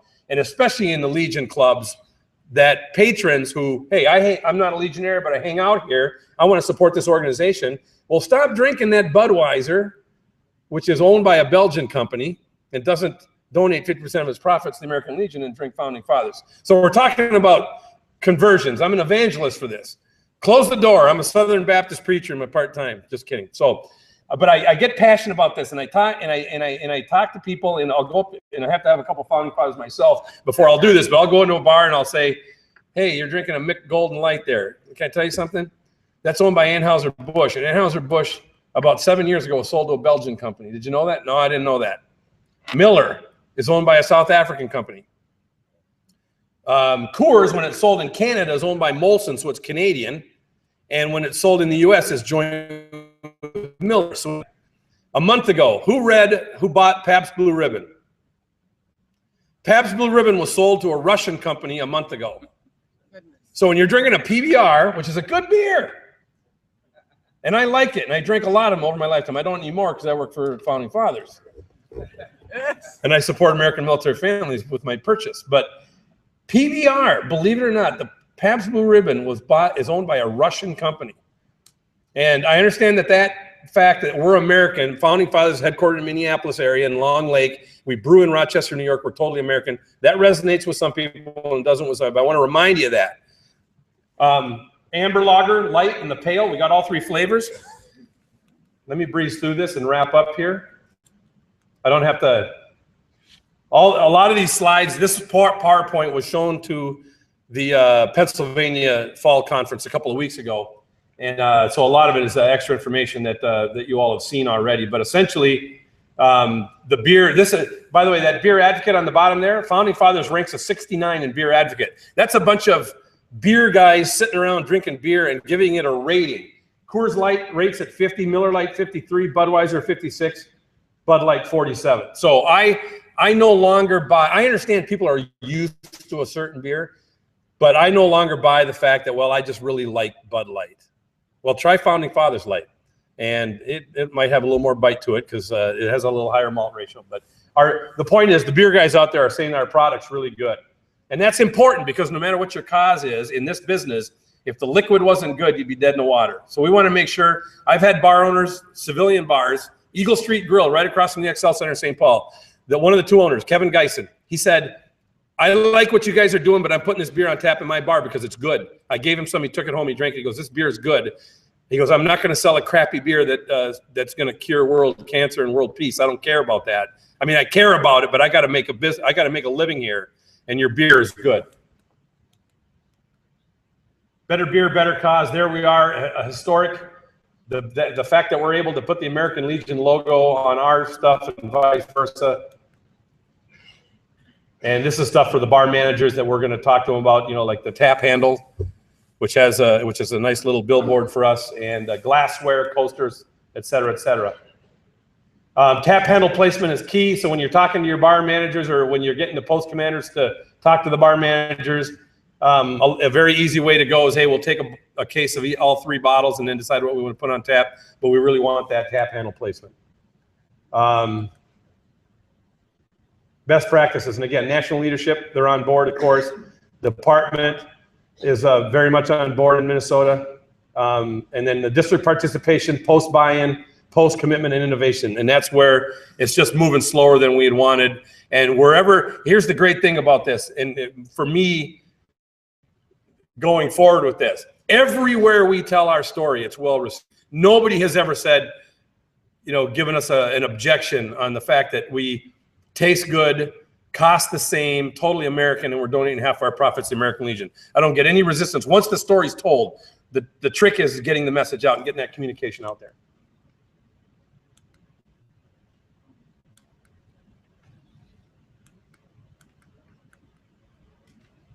That's a 16-ounce can we're going to do, counting down to 2018, the 100th anniversary. A couple years prior to that, we'll have a can that says 98 anniversary salutes. Then the next year, it'll say 99 anniversary, and there'll be a 10. It's a kind of a crappy graphic. I don't know what happened to the colors, but so 100-year anniversary can.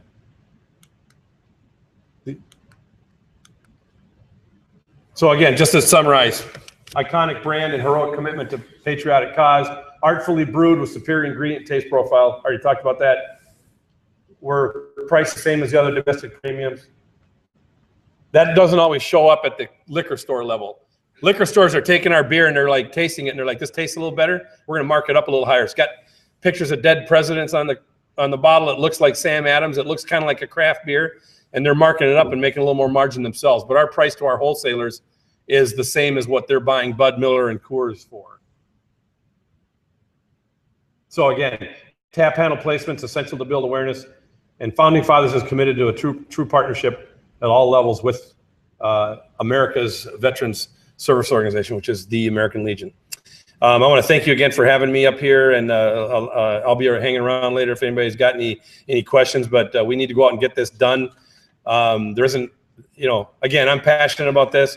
Everybody in the country should be drinking this beer instead of Bud Miller and Coors and Mick Golden Light. That's how I feel about this, but we just got to get the word out and get some conversions. Thank you very much, Commander. Thank you very much. Thank you very much for sharing that with us. Have a safe trip back. Okay, we're going to get right along our schedule here. So I believe the next thing we have coming up is Legionville. Come on up, Gene, our Vice President. Thank you, Commander. Good morning, everyone. Good morning.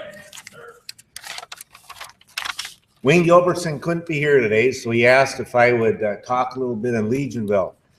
As I mentioned yesterday, we had a large donation that came from the Bloomington Post, $550. Things that are left to do are taping and mudding, sanding areas, painting areas. We're going to install tile on floors, bathrooms, trim work around doors, drop-in ceiling, finish cement floor, purchase and install cabinetry, and equipment for catering kitchen. I talked to Roy yesterday, and some of this will be done, but the big thing is this is all going to be done next year by the time camp starts next year. This will be finished. The other thing I wanted to talk to you about today is additional campers. We need additional campers for Legionville. So I'd like you to go back and spread the word and talk to people in your posts, your communities, that we need more members, or we need more students to come to Legionville. We've got the facilities now. It's being used for different things. Civil Air Patrol has been there this fall. I know the ladies from the 6th District, they used it this year. And I was over there this morning to the auxiliary. And Commander, at this time, I'd like to present a check from the 6th District American Legion Auxiliary in the amount of $50. Oh, thank you. Thank you. And we greatly appreciate that. And the other thing I was asked to talk about is SAL, the deer hunt, which was the first weekend in October. And I was told yesterday, I talked to Roy about this, that the results were 3.5 deer. That's what he told me. So I don't know where the other part of that deer is, but it was 3.5 deer. At this time, I've got a couple other people here that I would like to come up. Larry. Oh. Yep. Come up. Dave?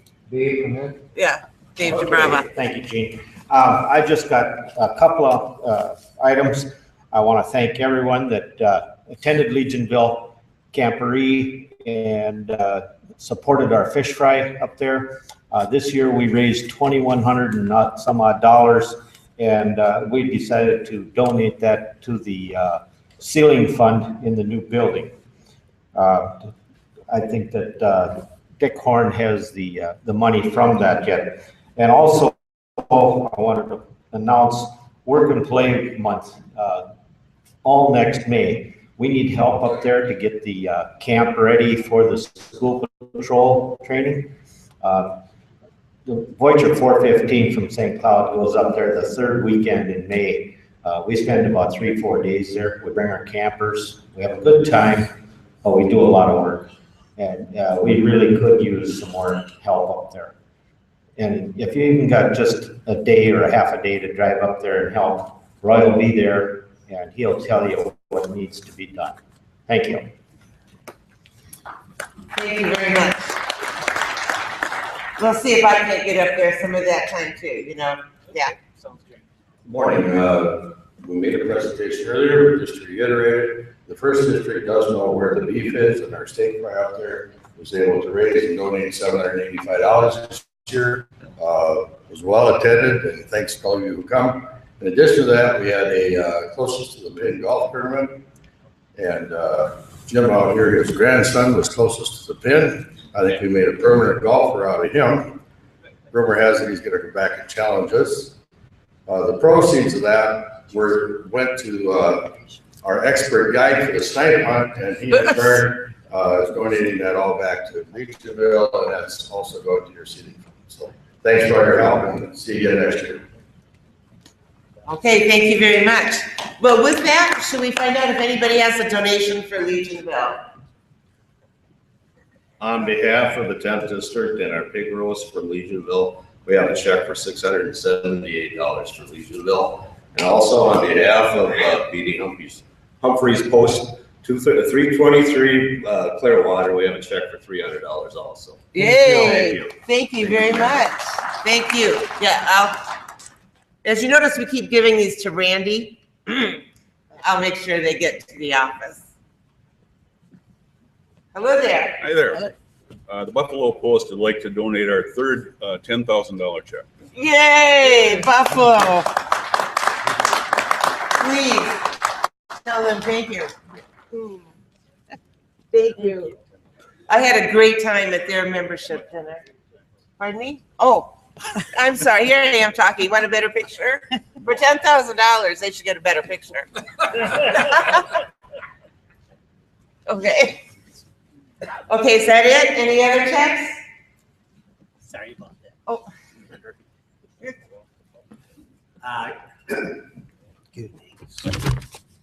Greetings from Post 255 and the Camporee Committee. I'd like you to raise your hand to all those that attended this year's Camporee. Oh, where were the rest of you? Okay, we had an enjoyable time and you missed a beautiful weekend and you missed the review of the new training center that they have. Your eyes will pop out when you go up there and take a look at it. And if you wait till next year, it's going to be more beautiful than it was this year. So all the funds that we have raised here in the Camporee will go to help finish off part of that. And I appreciate all of those that have attended and greatly appreciate a lot more if we can get more up there for next year's grand opening of the new training center. I have a list from Roy that he gave me as to finishing off some things. I'm glad to hear about the donations, and we are going to donate our money to the Drop in the Ceiling education area, and that is $10,000. However, don't have quite that much money now, but we will have it by next year. I'm here to present a check to Legionville from the ROM. That is the Legion Riders, and I asked them to come and make their presentation, but they were at a meeting. Yeah.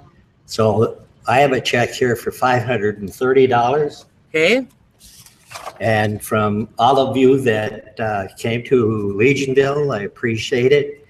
And to all of the posts that were up there, we raised $5,181, and I present that to Legionville. Okay. We want to thank you, and we hope that we'll see a large number up there next year for the dedication of the new training center that we have.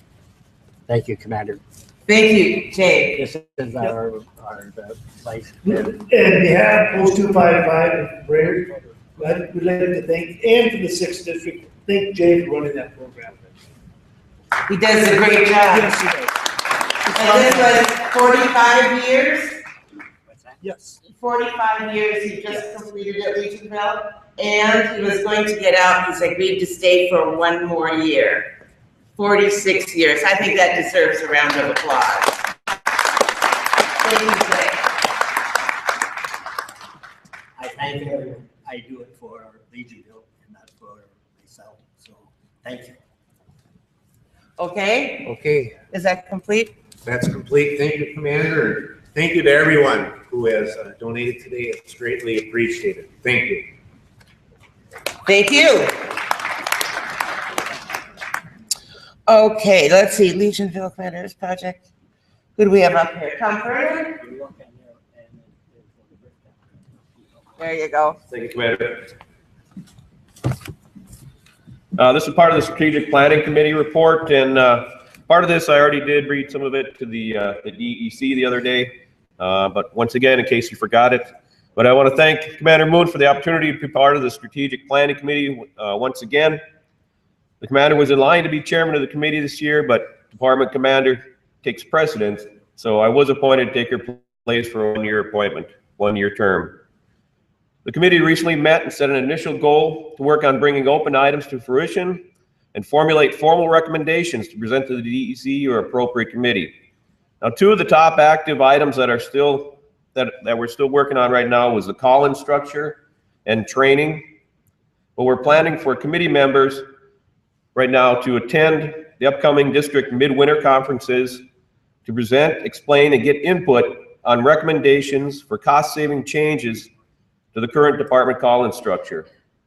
Now, district commanders, this is an early request to allow just a few minutes at your midwinter agenda, on your midwinter agenda, for a couple of the strategic planning committee members to address your conference. The formal request will be sent to each district. Our focus on these two items is narrowed, and our goal is that recommendations will be presented at the next DEC. Plans are also underway for the Strategic Planning Committee to host a third focus group meeting. It's going to be the same day as the Department Pearl Harbor rally. And district commanders and incoming district commander candidates will be invited to participate. Committee's been working, we've got a very aggressive agenda that's planned for this year. We'll continue to prove to be a valuable resource for our department and our leaders. Some of the other committee members, Roger Olson, the secretary, Richard Wogue, Merlin Ellison, Dan Williams, Mike Ash, who's the immediate past department commander, Peggy Moon, our department commander, and past national commander Dan Ludwig, who's a special advisor. That completes that report, but if I can indulge the commander real quick, I know we're running behind, so I'll read this quick, but I recently attended the National Fall Meetings in Indianapolis, Indiana, and some of this information came out of the American Legion Media and Communications Commission meeting, and there's a few items here that are of very good interest that I'd like to pass along. The monthly Legion magazine currently has a circulation of over 2.1 million. One interesting item of that, the postage actually represents 51% of the cost for producing the magazine. For print items, the magazine represents a lion's share of the revenue and audience. Membership directly affects the circulation and the ad magazine. So taking and leaving your Legion magazine in public places, for example, the doctor or dentist office. Now, speaking of outreach, it's estimated that during the recent VA scandal, the American Legion reached 74 million viewers media exposure. Legion.org visitation just in July had the largest number of unique visitors, 474,357. The Facebook likes right now, these are the national Facebook. The likes has surpassed more than 90,000. The percent of users that are accessing Legion.org via mobile devices right now is growing rapidly. Currently, on the national website, there's some apps that are available for download, and I've downloaded a couple of them, so if you get a chance, take a look at them. They're very good. One is the Legion membership, another one's the SAL. One of the newer ones was the American Legion World Series Baseball, the National Convention, and the Claims Coach. Now, future apps that they're working on will be Legion Riders, the U.S. flag, which is very important because the American Legion is considered one of the experts, or the expert, on flag etiquette. Then also Centennial Memorial Monument locators, so watch for those to be coming up. Overall web traffic to Legion.org affiliated sites is holding steady, boosted by interest in the American Legion's role in solving problems that were identified at VA facilities. Digital revenue in 2009 on our website was $0. This year, digital ad revenues estimated to be $500,000. The American Legion currently has 25 different databases, but they're now working with a California-based company called Gigya to consolidate the databases into one. And this will make a big difference when you're logging on and accessing information on the national website. Now, this was one thing I found very interesting. The Amateur Radio Club is one of the newest programs, or one of the newer programs in the American Legion. There are currently 2,000 members, but it's actually the largest in the nation.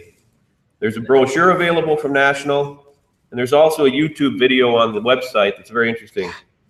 It's a great opportunity for posts to promote the use of their facility.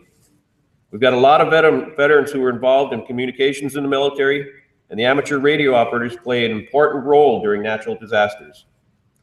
And one last item, the National American Legion Radio, there's going to be a National American Legion Radio media tour scheduled to air on major radio networks on Veterans Day, November 11th. So remember to pass the word and listen for those spots. That concludes the information. Thank you very much, Commander. Thank you very much, sir. Amazing. Yeah. One crisis and everything just seems to blow up. Okay, now we have Bill Barbnick with Legionnaire Insurance Trust. Thank you, Commander. Candidate Dale, NEC Ray, members of American Legion. It's a pleasure to be here to represent the Legionnaire Insurance Trust Program as well as the USAA program. I'll be very quick here because I know the commander's in a hurry to get back to take care of her father. Just very quickly, I want to make sure that pass on to your membership chairman and also to your adjutants at your post. The Legion is still offering $5,000 free accidental death insurance if anything happens while on American Legion business, or $1,000. I can guarantee you every week I receive about 3-4 phone calls from people that either their father, grandfather, or someone in the family has passed away and they want to know if they're insured. And it is not a pleasure deal telling them that I'm very sorry, they have no insurance. Well, why not? Well, we've asked the adjutants, we've asked the membership, and I want to recognize Cal Van Horn and John Milbrandt, if they're still out here in the audience, that are members of this committee. We met yesterday, and I can't stress that enough. And one person that, you know, the American Legion does not recognize very much, that does a tremendous job at getting the word out about all of our programs, especially the Commander's Project Legionville, that I believe will be fulfilled this year. And we have the world's best American Legion magazine. There is no other magazine that does as good a job. And we pay for the advertising for the Legion Insurance Trust. I want to thank the Finance Committee for budgeting money for that. So every Legionnaire, I can tell those families, receives a Legion magazine. And there is ads in there about the Legionnaire Insurance Trust. I'd like Al Dizon to please stand up and give him a hand for the outstanding job he does at publicizing all the programs of the American Legion. Yay!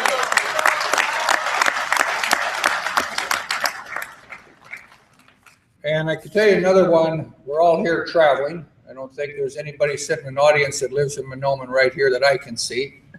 And this emergency care travel program, it's $89 for one person, and it's $109 for a family.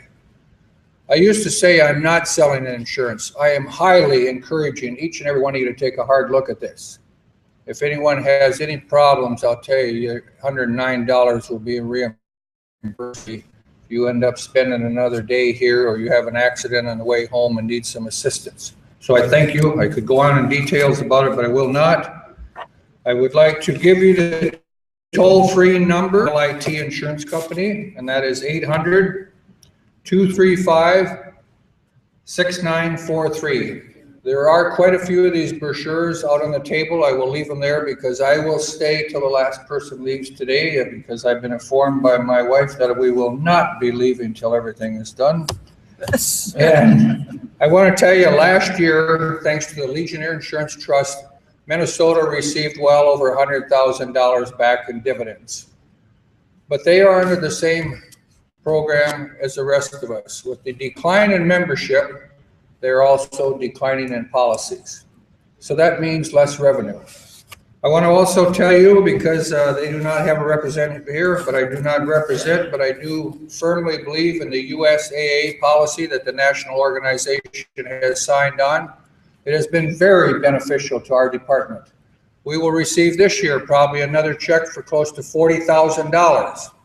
So with the LIT program and the USAA program, Minnesota should net pretty close to $150,000, $160,000. And thanks to that, the commander will not have to stand up here and announce anything about a dues increase. So I think our national organization, I thank Ray DeZerk and Marlon for their help and effort to continue with that program. It's been very good. I can tell you, I personally have USAA insurance. We have 3 vehicles, and we save over $700 a year on our policy, and I used to be with State Farm for over 40-some years. I asked each and every one of you to take a good, hard look at that program if you're interested in saving money, because I'm thinking now maybe I can buy the commander a Christmas present with that money. But I'm going to give you the number for USAA. It's 877-699-2654. There are some brochures out there. The number is 877-699-2654. They also do homeowners insurance.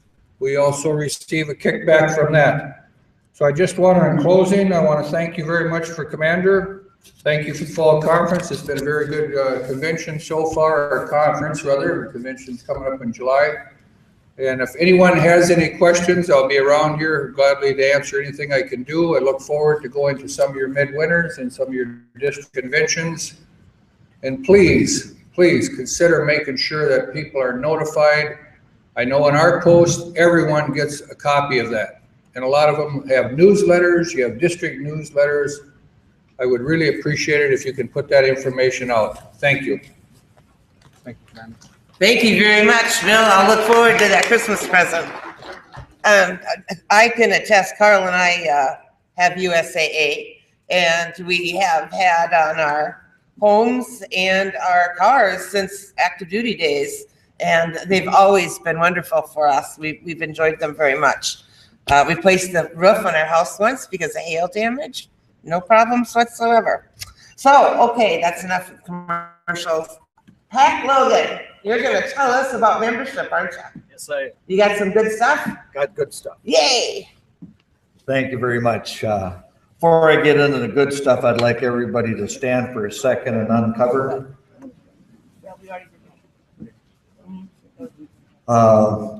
You may or may not know, but Bruce Panning from the Belle Plaine Post 144 passed away on the 19th, and his funeral is on the 23rd.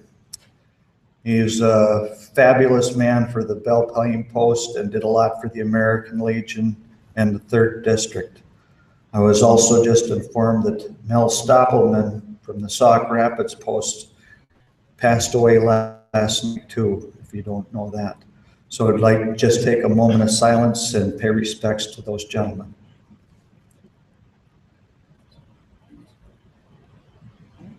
Thank you very much. Please be seated. Make sure I got my hat on right. Okay, first of all, let's find out where we're at, where are we going, and how we're going to get there. First of all, I'd like, I know he just put his foot up on the chair, but I'd like Jim Lucas to stand up and kind of approach me here on the stage, or up in this area right here, with facing me. Facing me right here, right dead center. Okay, as you may or may not know, Jim is the membership director for the 6th District, Peggy Moon's district. Go figure it out. Yeah. Carl, her husband, is the commander there. What number is on your shirt there, Mr. Lucas? Number 1. You know why that number is on his jersey? Because he said he's going to be number 1 in the state. Right now, the 6th District is number 1 in the state, and their percentage is, let me get this, 75.05%. I'd like you to give the 6th District a big hand. They work hard and they do a great job, and they knocked the 3rd District out of 1st, and that's my district. But I tell you what, the 3rd District is just going to try even a little bit harder. The reason, one of the reasons membership is so good, nationally, for the month of September and the month of October, Minnesota has been number 1 in the nation. Number 1 in the nation. It's because of our, first of all, I'd like to have all my district membership directors please stand. Please stand. I know you just got it down again, but the membership directors, please stand. You people do one hell of a job, and I appreciate everything you've done. Currently, okay, you can sit down now. Thank you very much. Currently, Minnesota, according to this here, according to my stats, we're at 71.62%, and we're doing one hell of a job. And I know we need to be at 75% by Pearl Harbor at this rate that we're going. And if it keeps going this way, we'll probably be close to 80% instead of that 75%. Okay, thank you. Okay, a couple other things to mention. Kaiser Derby. Guess who's in first place in the Kaiser Derby? Where's the 2nd District? Raise your hand.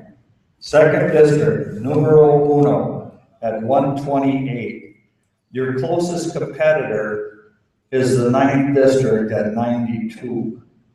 Guess what? Guess what? I think you almost have it. Okay, and then the 7th and the 8th are tied for 7th District, and, 7th District and the 10th District are tied for 3rd in the Kaiserstadt at 88 points.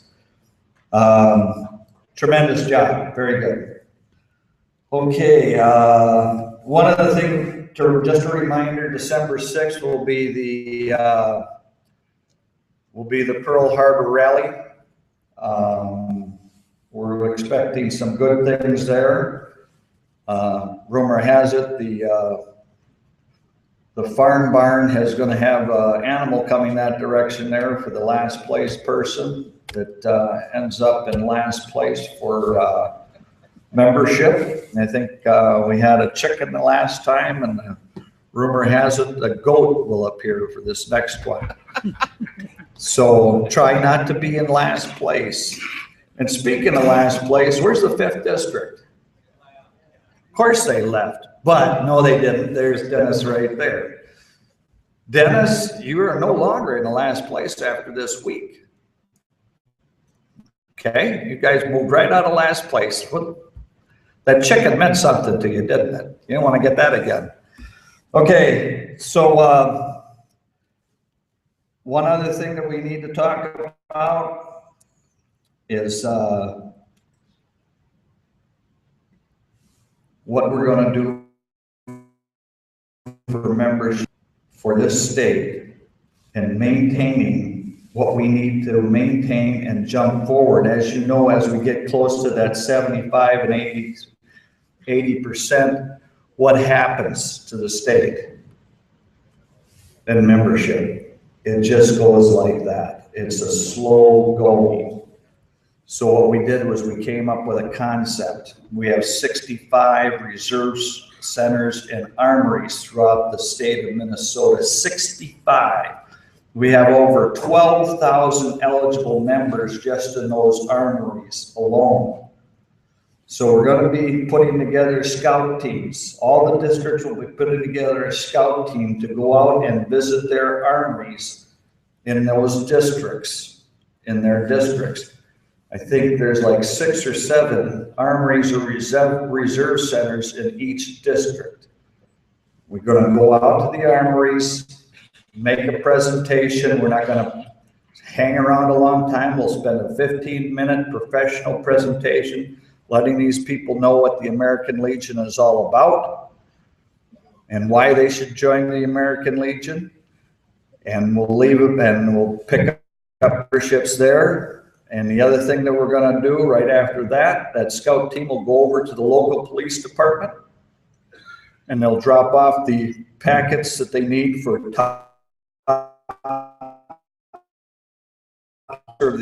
so right after that's done, then they'll go over to the firemen, to the hose drivers, and talk to them. And they'll drop off packets there for the top firemen for the state of Minnesota. So we're accomplishing 3 things: picking up more membership at the armories and reserve centers, possibly picking up more memberships at the police departments, and possibly picking up more memberships at the fire departments. Plus we'll be able to identify and pick up some the top cop and the top fireman. These are just some of the things that we plan for this very near future.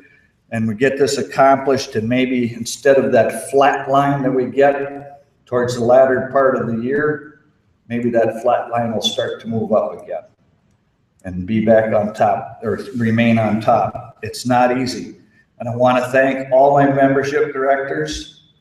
And I want to also thank all my department vice commanders for working hard with me and getting the word out and taking care of business. And that's the end of my speech. Thank you. Yeah, thank you very much. We're actually ahead of schedule. I thought we'd be behind.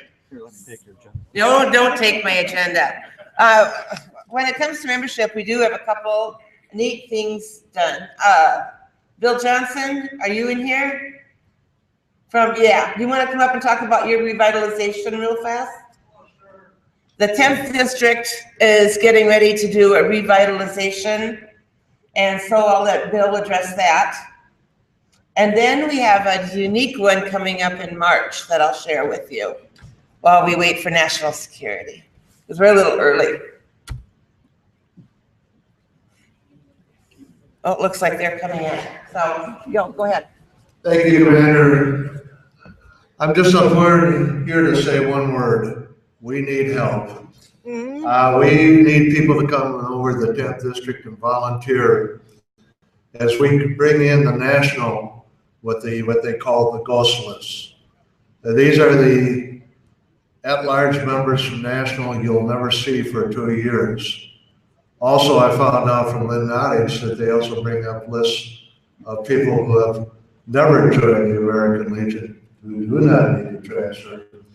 So it's a great opportunity for the 10th, but it's also a great opportunity for you to participate and learn about what district revitalization is. So next year, you can go ahead and try that in your district.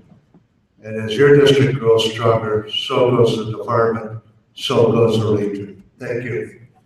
Thank you, Bill, very much. So that's coming up the first weekend in December, and they need volunteers, and it gives you the opportunity to learn how to do a revitalization in your own district.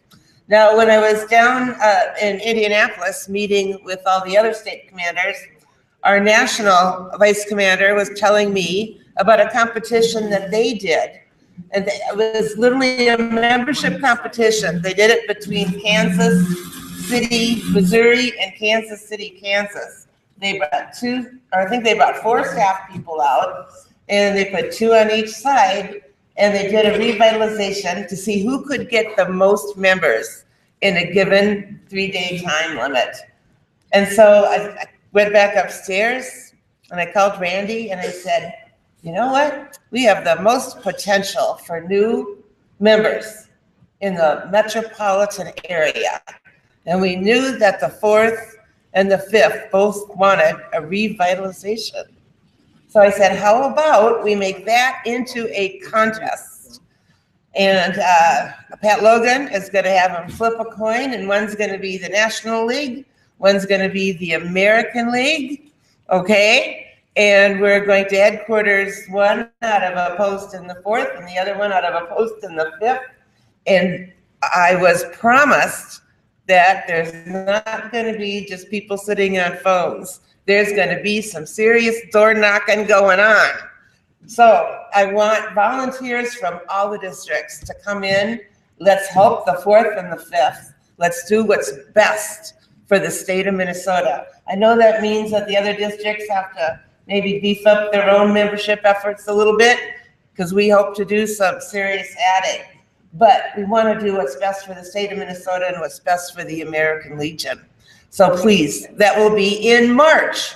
It will be in March, and I like doing it in March because that's about the time, like Pat said, we start going flat. And I want to do some serious pushing in that month. So please join us. Oh, you have one more thing to say? Yeah, I forgot. Thanks to Jen Tormo, told the area there. The 10th District Revitalization is December 5th through December 8th. It's going to be on the Osseo Legion. John, you want to put your hand up? John's our hostess, graciously agreed to host us. So, on that note, I will leave you, and I thank you very much. Thank you, Bill. Okay. Oh, how could I lose you, Kurt? I'm too small to be seen. I guess so. I gotta tell you, this is the most handsome group of people I have seen all morning. This is absolutely beautiful. Thank you all for being with us today. I'm impressed. So Kurt, I'm gonna turn this over to you, and you can tell us about your committee. All right, and then introduce your guest speaker, and yeah, do your thing. Then the gavel goes back to you, and these people will be gone. Oh, there, yeah, okay, let's give it to you. We had a little problem when we heard that Pat Logan was just getting on. I said, that's 45 minutes worth. We never give Pat 45 minutes. Yeah, we never give Pat 45 minutes. Yeah. There you go. Thank you, Commander. We appreciate it. Yeah, we really were concerned about when we heard Pat was on, but he does pretty good with it. Anyway, good morning, everybody. Good morning. And welcome to our national security section. For some reason, we're always on the program last of the conventions, and that's on purpose. It gives us time to get the honorees that arrived here this morning and our speaker, and I'm sure you'll be impressed with what's going on. Certainly a couple of things on activities of the committee. the activities of what goes on. And that a month ago, when the commanders and the chairman of the national security for each district found out all the duties and responsibilities they have to do. So we won't cover any of that. But you know, we're still at war. And what about national security? That's what it's all about. And the ramifications of that is that we need to be, there's still a danger and ever-presence and vigilance of terrorism that's happening around us. And you hear it every day. It's at our back door, unfortunately. So some of the things that have been anticipated when this organization was started after World War II, and what are the 4 pillars? You heard 3 of the pillars earlier in this connection, and one of them is national security. And our committee takes that pretty seriously, and our founding members after World War I had anticipation that American Legion should be respected. Now, our committee has put emphasis on particular events, and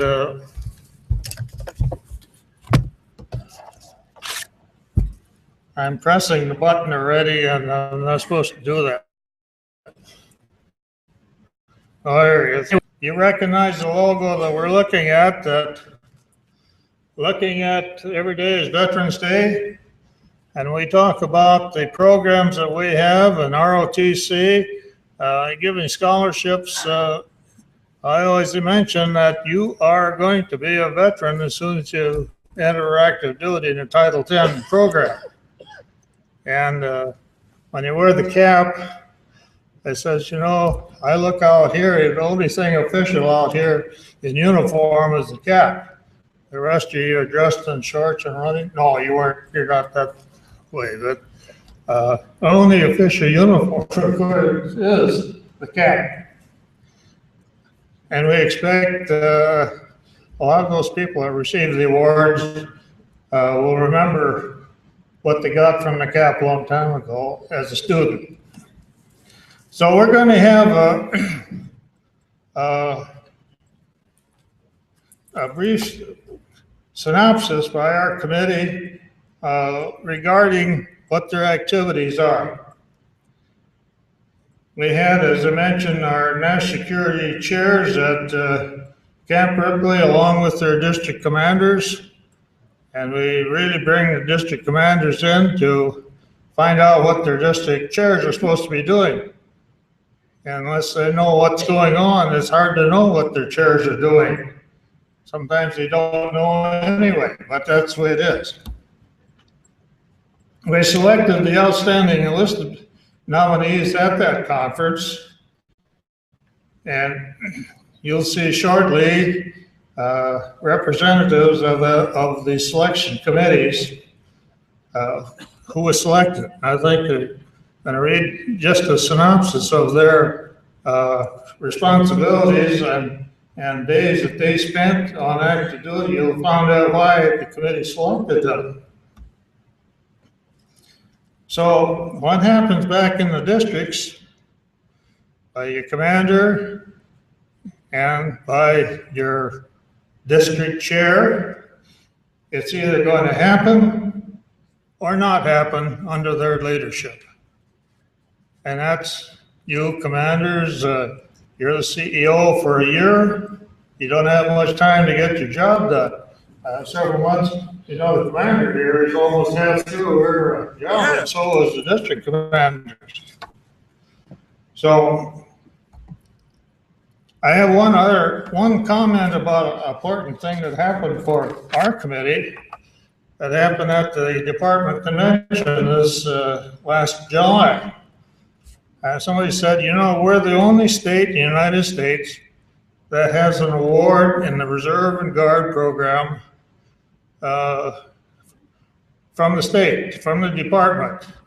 Now, the National has an award for active duty Army, Navy, Air Force, Marine, and given, I think on Tuesday morning of the National Convention, they always present that.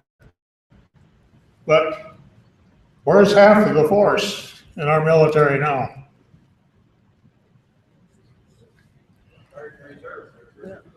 It's over half in the Guard and Reserve.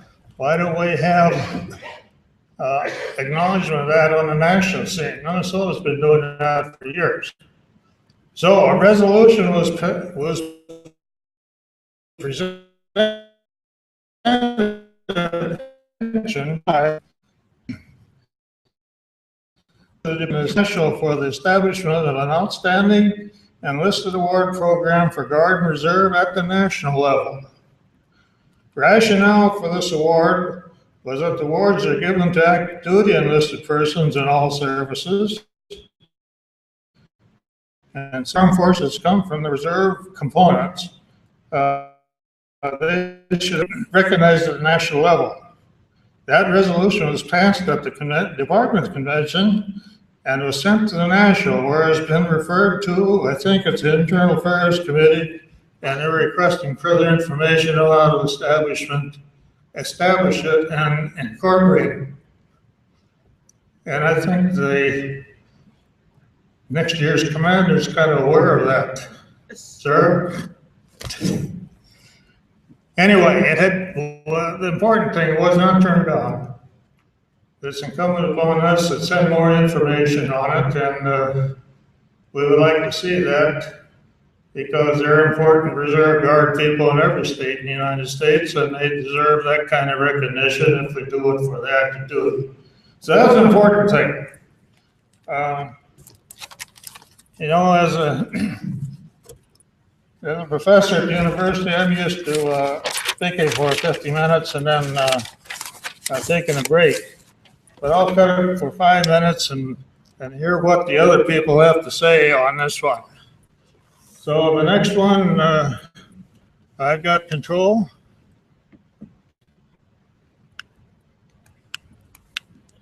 Left to right, on the left side, the right side.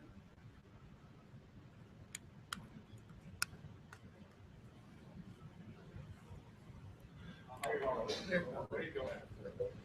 go. You got it. Did I get it?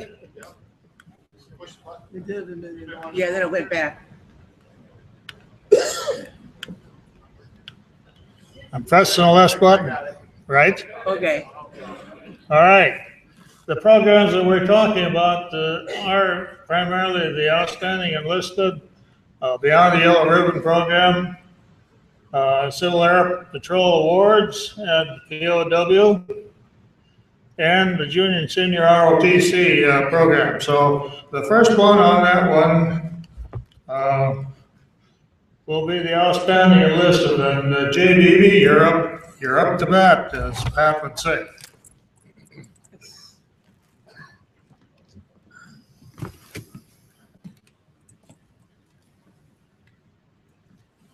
Thank you, Mr. Chairman. The outstanding guardsmen and reservists depends an awful lot about, first of all, your district chairman. Secondly, if you have an Army, a Reserve, or a National Guard, support them very highly in going to them and making a visit and telling them about our program that we have. Usually a letter is sent out in December or in January, along with an application. Make sure that whoever is in charge of your armory or post gets to see that copy. Also, you district chairman, National Security Foreign Relation, should be making visits to your post to tell them about the program that we have, and so that the message can get out. We are relying on you to do your job. In this year, we had 4 posts, or 4 districts, I should say, that did not submit one application. And it's either a letdown by the chairman, or maybe he was too lazy to go out and make a visit. But they're out there. And if you talk to different reservists or guardsmen, you'll be able to really open their eyes and say, yes, I'd like to have an application and apply for it. When you get the application, go over the, review it, see it.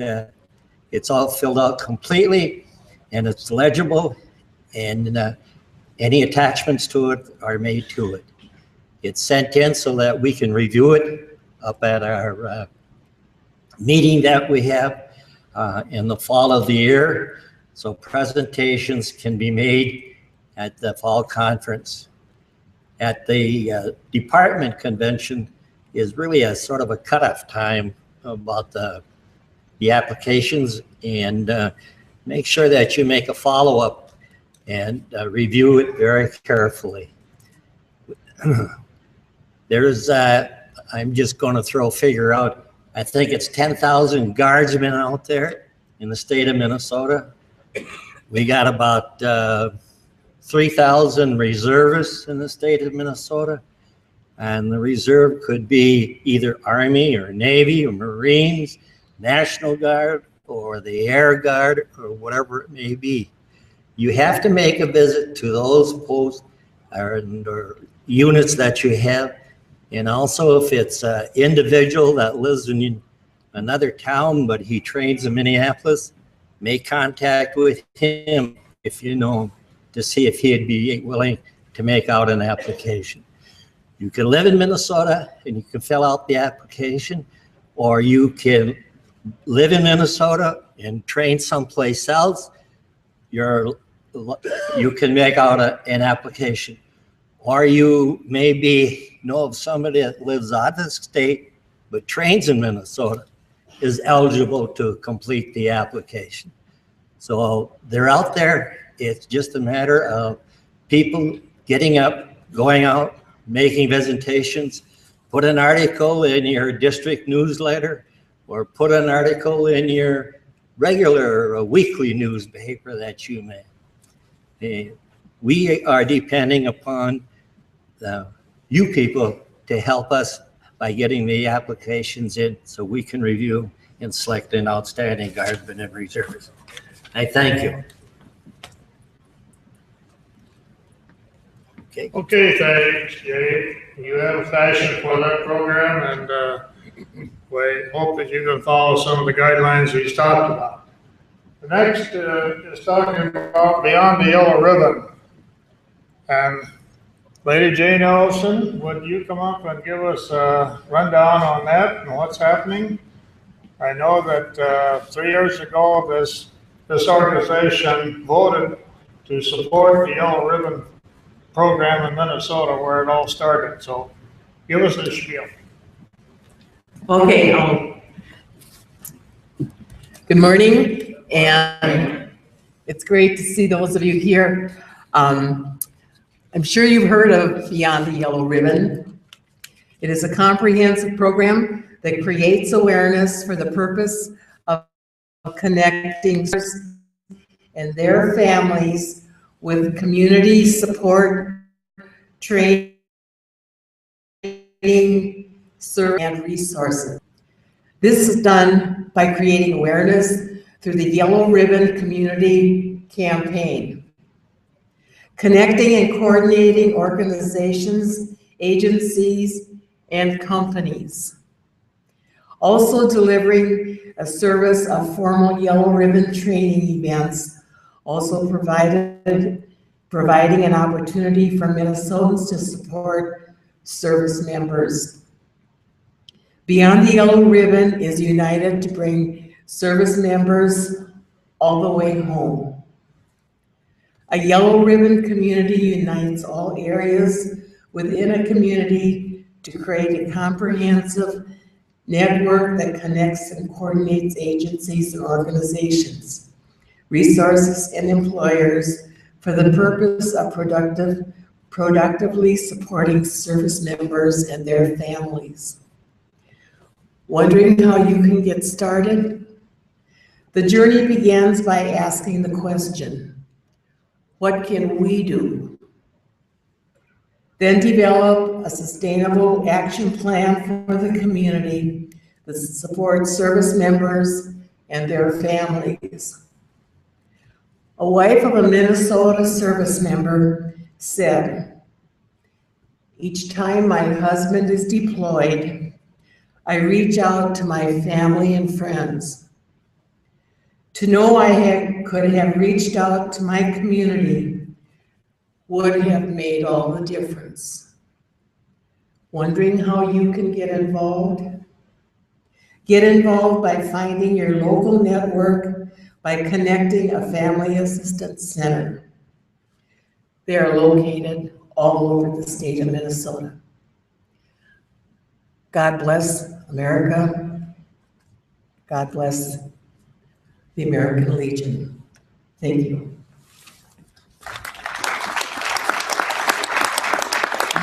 Thank you, Jane. By the way, how many of you are Beyond the Yellow Ribbon members on your committees at home? You all could be. Somebody said there's one associated with every armory in the state. And I think our wannabe commander for next year always emphasizes that, you know, you've got at least 5 armories in every district in Minnesota. Some of them have 6 and 7. And every one of those armories have sent troops, whether it's the Guard or Reserve, have people, most of them been in active duty at least once, some of them 4 times. That's true in many states. Okay, what's our next program? Oh, we got, go back one yet. There you go. Okay, POW, MIA activities, and No, Civil Air Patrol. Richard Gossi will give us a rundown on that. Okay? Thank you. I just have a few notes on the JPAC overhaul and the National League of Families of American Prisoners and Missing in Southeast Asia meeting. First, JPAC, on March 31st, Defense Secretary Hagel announced he has ordered an overhaul of the Pentagon agencies responsible for recovering and identifying the remains of America's war dead.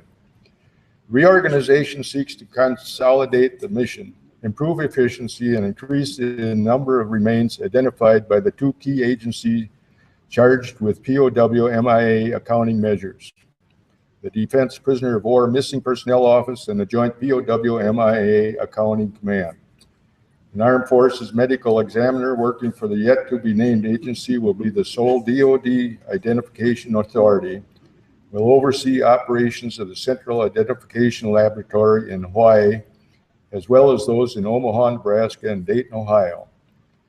The new agency will maintain a single database of records related to missing Americans instead of the multiple databases in use now. This is a top priority for the DoD.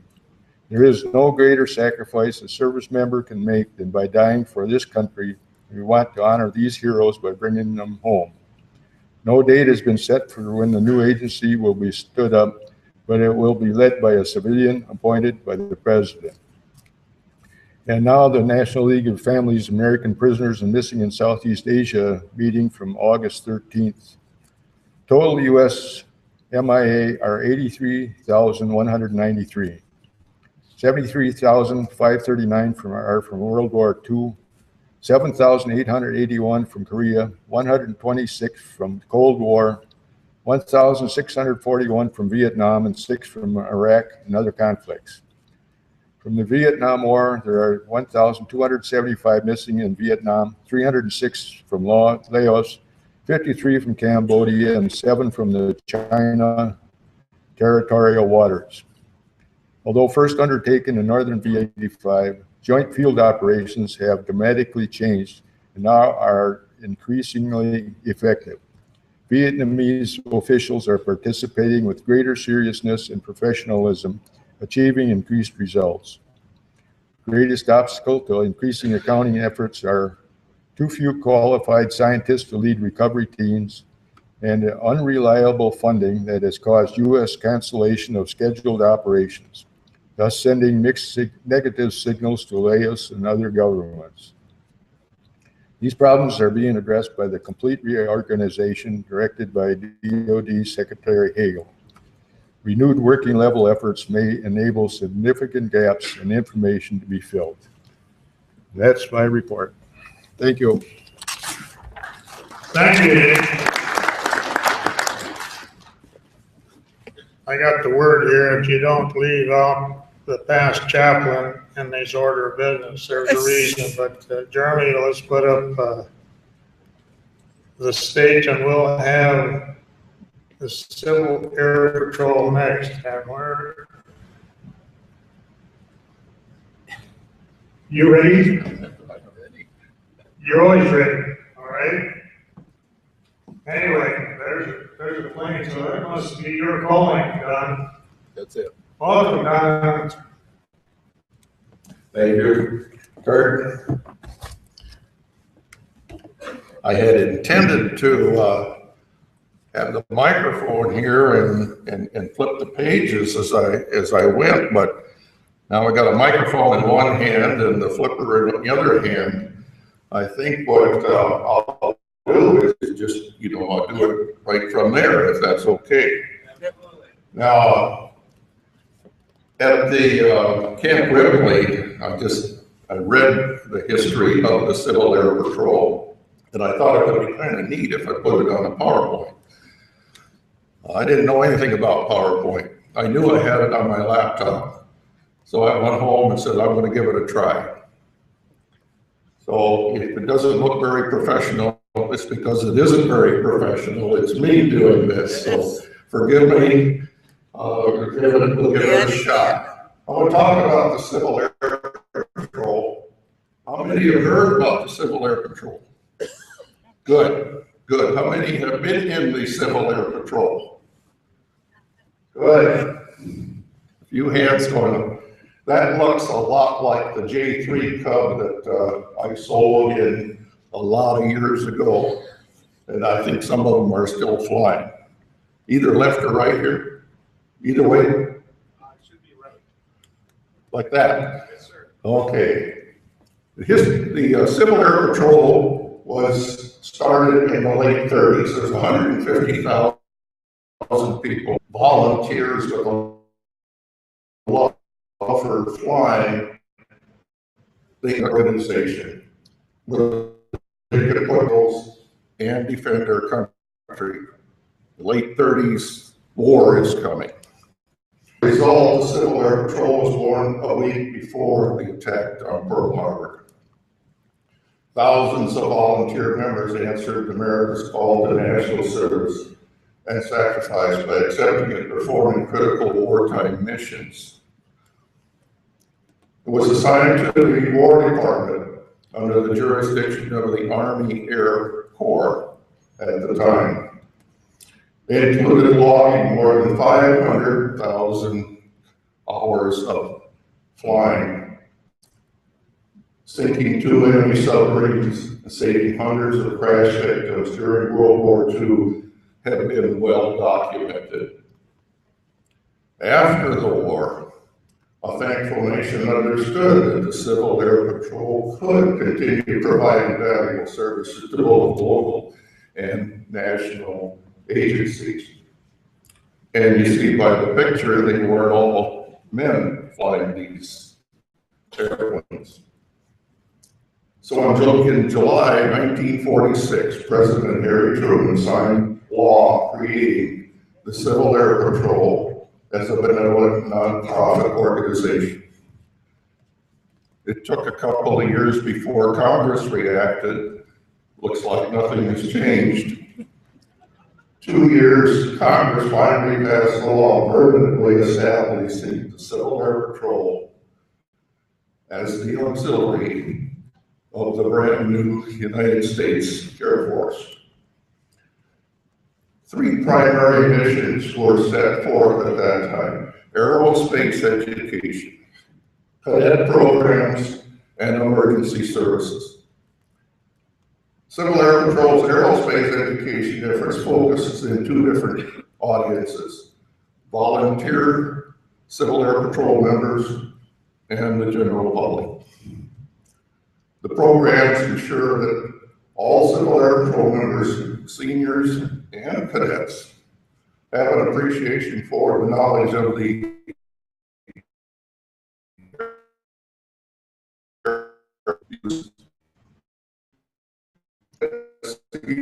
Civil Headquarters in Alabama. We provide current materials that reflect the highest standards of educational excellence, and that education of aerospace is divided into two parts, also internal and external.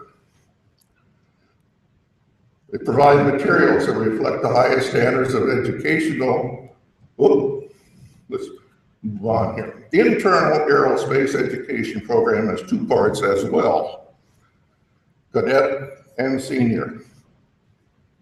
If you can figure out what they're doing in that video, I haven't been able to figure it out yet. That's a little closer view of what they're trying to do. Cadets complete aerospace education is one of the requirements to progress through the achievement levels of the cadet program.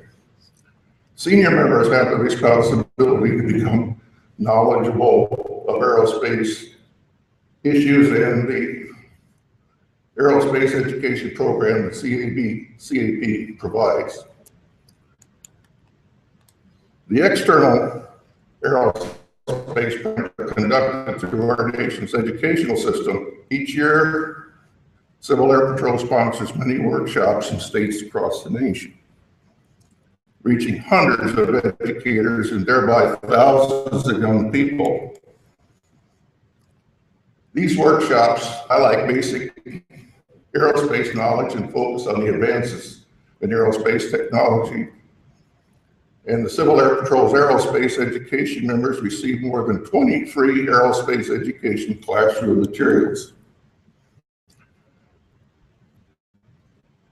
While there are many programs in America today, Civil Air Patrol's cadet program is unique in that it uses aviation as a cornerstone.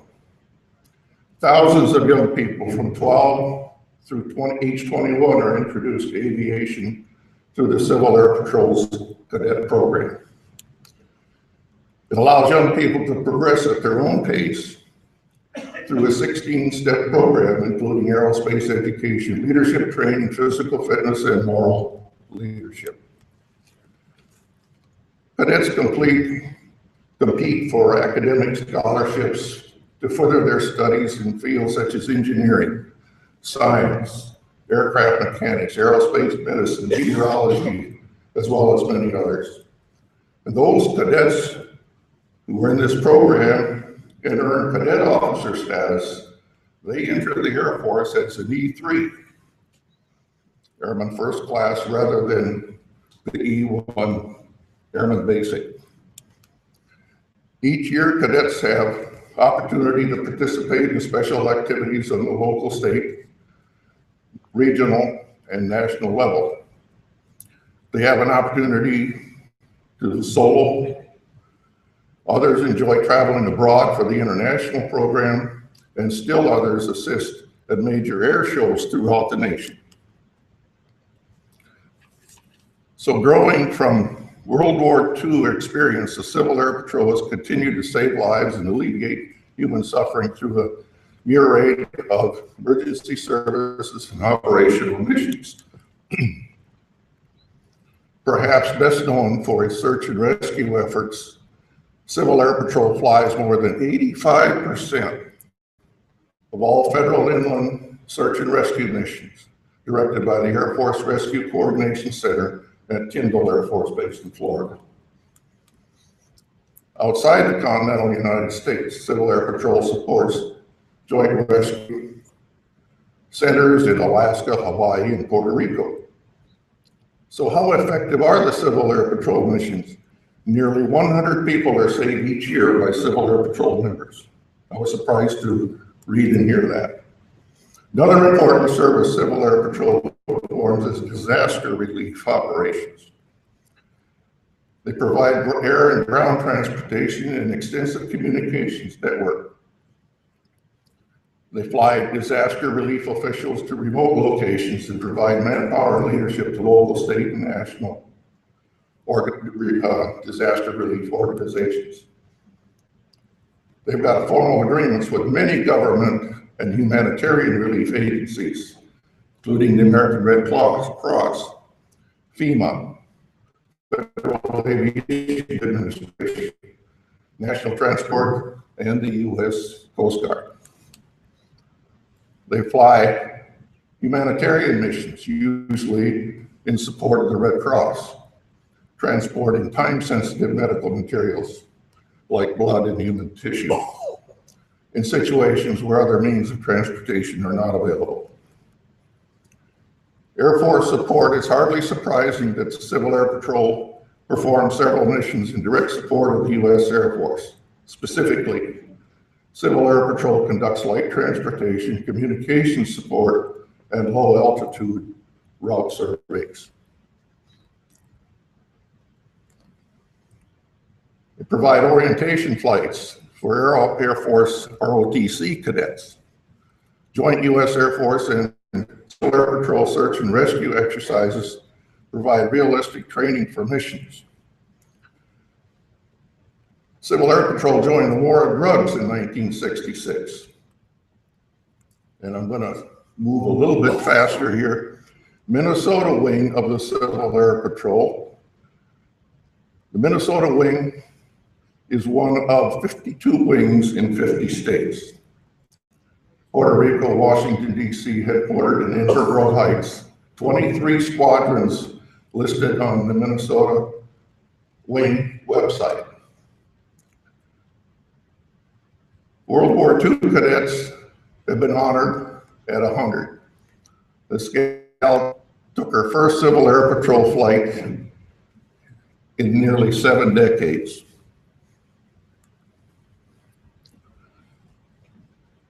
It's well known across the Minnesota wing, is well known across the nation for its aerospace education program, and more specifically is its flight academy in Mankato, Minnesota.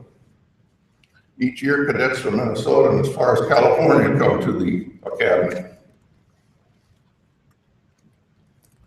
They offer instruction in 172s and 182s, gliders. The American Legion's participation in the Minnesota wing of the Civil Air Patrol is to award scholarships to each student each year. The 2014 Civil Air Patrol cadet $100 American Legion scholarship recipients are Cadet Airman First Class Rhiannon Cheney, the St. Croix Squadron, $100. Cadet Airman Colin Cheney, St. Croix Squadron, $100. Cadet Basic Matthew A. Talbot, Grand Rapids Squadron, $100. Cadet Captain Kyle D. Unzig, Pro Wing Squadron, $100. And Cadet Chief Master Sergeant Austin C. Rasmussen, Pro Wing Squadron, $100. Minnesota Wing Civil Air Patrol units are listed here, but I'm not going to read them all. They're in Lakeville, Anoka, Crookston, Pro Wing, Duluth, Fort Snelling, the list goes on, Mankato, Minneapolis, Bemidji, Crystal, Owatonna, St. Cloud, St. Croix, St. Paul, Water. The Minnesota wing of the Civil Air Patrol is a busy unit. It's commanded by Major General Joseph R.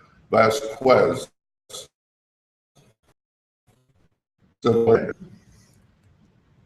This shows a search and rescue volunteers train in Illinois, October 20th, 2014. And the reason that I put that up there is because what I wanted to do, I found out that last weekend, the Civil Air Patrol had a crash and a simulated crash and a search and rescue operation at Legionville. And I talked to Roy Kruger, and he was going to get me some pictures and some narrative on that. But that's, you know, That's an involvement that the American Legion has, and I think I'll want to continue and use that when I do get that, but I don't have anything on that right now. And this was done in Illinois, but it's in Minnesota. And thank you very much for listening. I wish I could make it shorter, but that's the best I can do.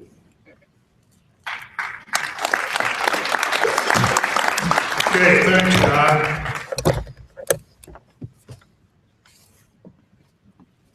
Okay, Jeremy, got one more report, and he's long-winded.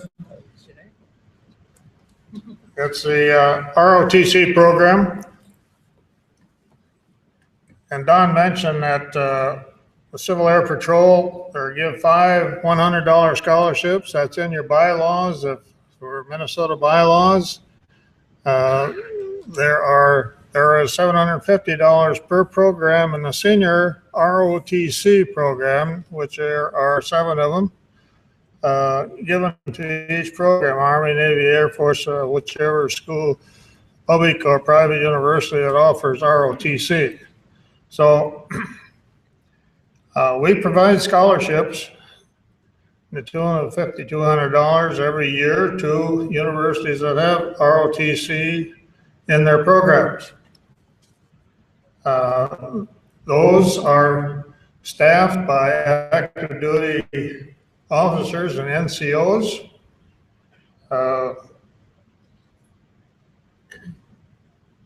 It runs about, I'm guessing about, not guessing, about 75 members per unit in the 7 schools that offer it in Minnesota. Now, why do we offer ROTC at the public universities? It started way back with land-grant university requiring those kind of programs in military science. Well, it provides the leadership of junior officers for over 60% of the active duty and reserve guard officers in the program. And of course, at this point, it's cheaper there than they are, and I'm not critical, but the academies cost a little bit more than that. Not of our pocket, but for tuition at a college and university has gone pretty high, and they appreciate the scholarships that come there. And why in universities and colleges? Well, it brings their experiences and concepts of living a civilian life, but also getting education and training for officers of active duty officers and NCOs that teach in those units. We have a big problem. We've had an endowment in our foundation for many years, but this last year I looked at the account that we spent $5,200 for scholarships. Now, when the endowment was drawing 7 to 9%, we made quite a lot on our endowment. Oh, how much are we making on endowments any place and savings down? It goes like 0.0 something, usually about 0.4. It means that, and also post donations have gone way down. So our post donations with interest drew in about $3,400. You subtract that from what we paid out, and we're about $1,800 short. And where does it come from? It comes out of the endowment. We do that for about 9 more years, and we don't have an endowment anymore. So it's a problem of replenishing and continuation of that program. So we're having a plea of how do we maintain the scholarship? Because we think that providing the leadership that comes out of ROTC programs is important, and it's important to our armed forces, because if we're getting half of our people that are going to war, so to speak, from the reserve components, that means well over half of them are our city graduates that are staffing at the junior officer level. So we're putting out a plea on that. There's one other program, that 4 districts involved in, that's a junior ROTC in high schools. And there's quite a list of applications for those. The high school program is designed to develop leadership primarily for inner city schools. And there's no restrictions on fiscal restrictions on getting into the program.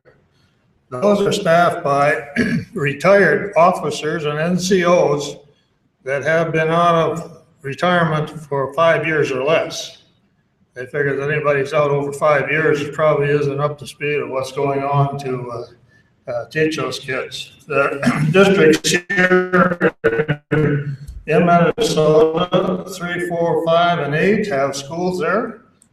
They use them for color guards, posting the colors at their post meetings and district meetings. And those kids are quite enthused and they do a good job. I've seen several of them in action on that. So, that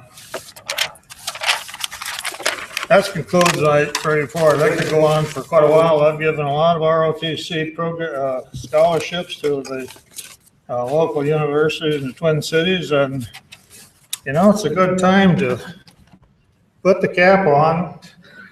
And when you're passing out money, you always get a formation and an attention to that formation by the school, by the students.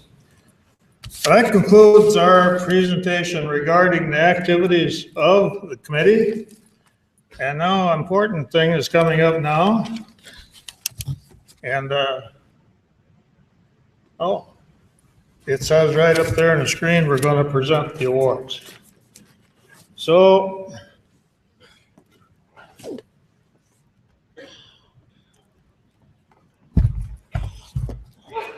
we give 6 awards. I can say now that 3 of those people are not here for a couple of reasons, and I'll tell you that as we go along. But we go down the line, and Jay mentioned that there are 11,000 Army Guard, there are about 2,000 Air Force Guard, there are about 4,000 plus Army Reserve, there are over 1,500 in the Navy and Marine Corps Reserve. Now we happen to, you know, the Army Guard outnumbers all the S by second, so we give 2 Army Guard awards just to give fair representation. Okay. Am I on with this thing now?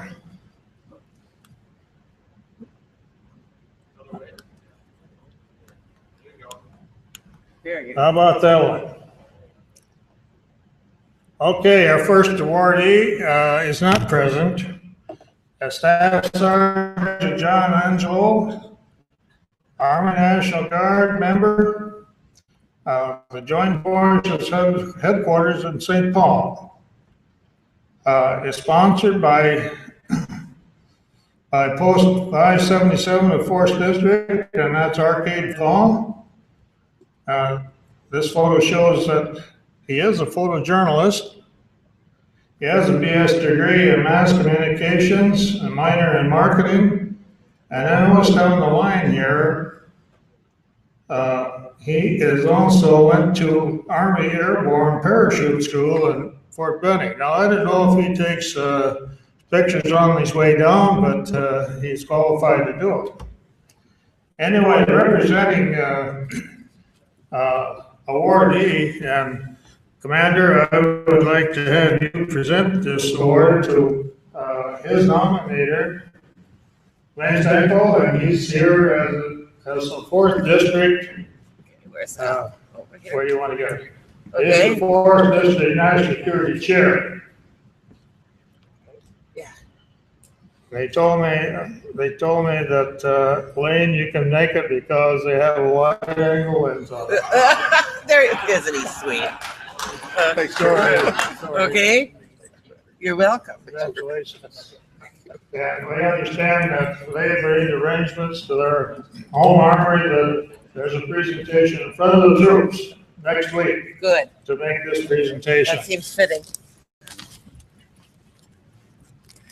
Okay, moving on.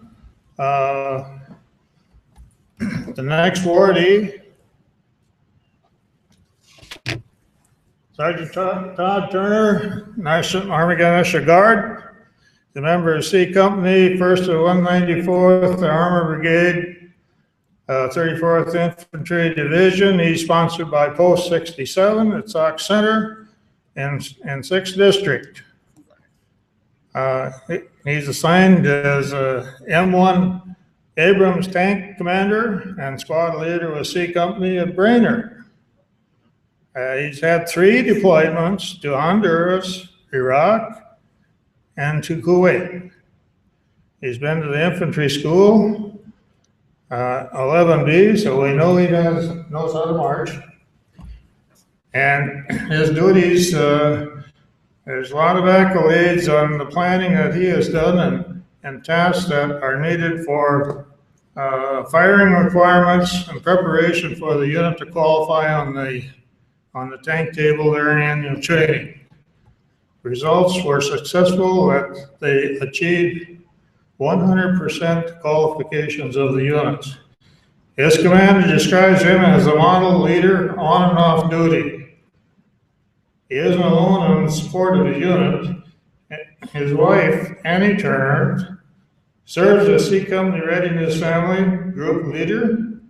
Through their efforts, the program has been instrumental in helping the unit build soldier and family cohesion and morale. Congratulations to Sergeant Turner.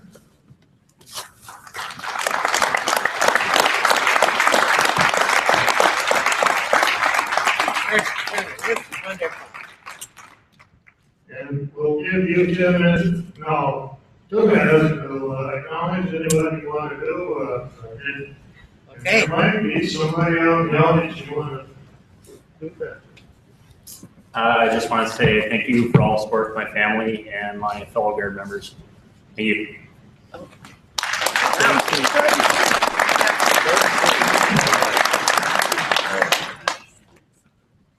Well, thank you again.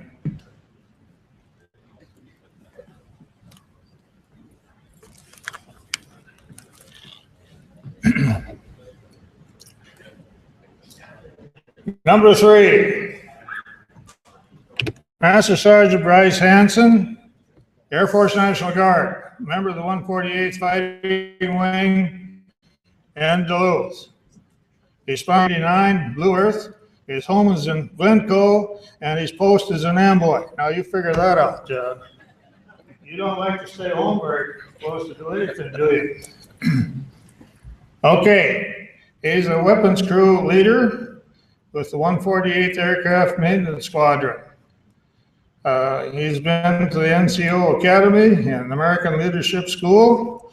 His awards include 15 awards and includes the Air Force Commendation Medal and Meritorious Unit Award.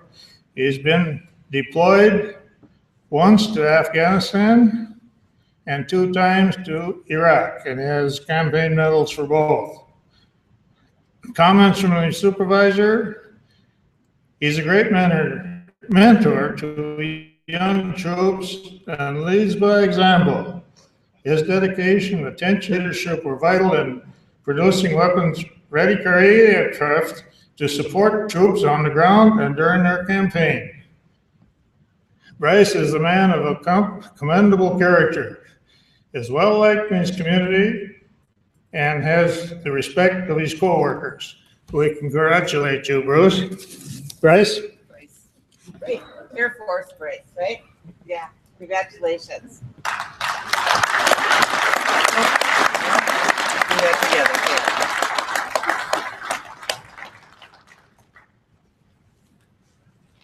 Okay.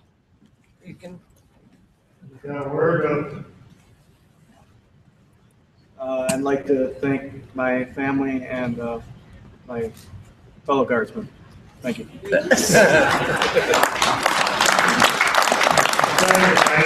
can understand why the committee selected him for that award.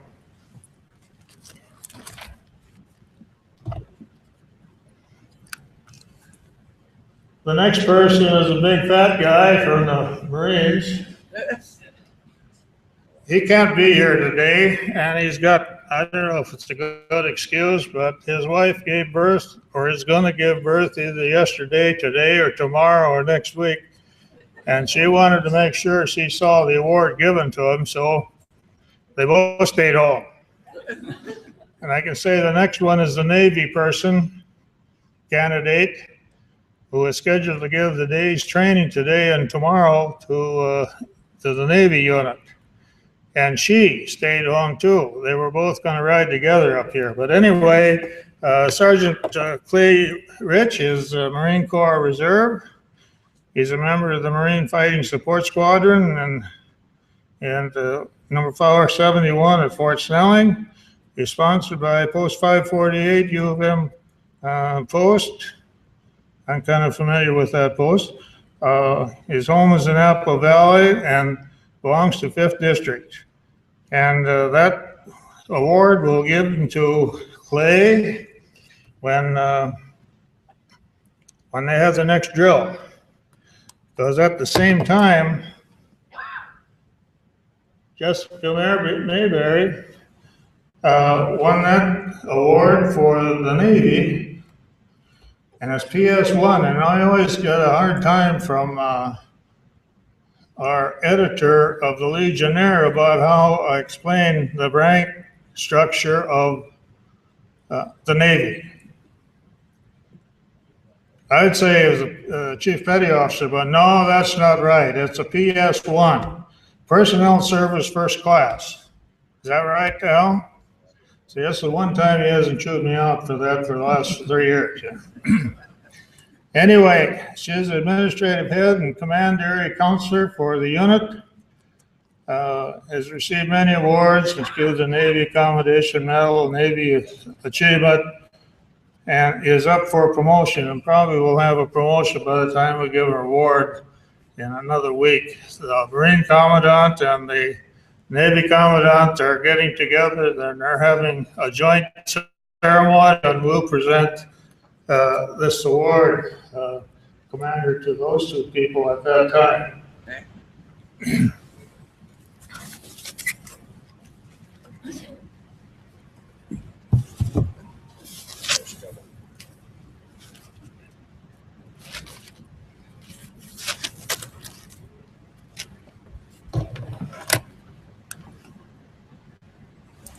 And there's another blue uniform up here.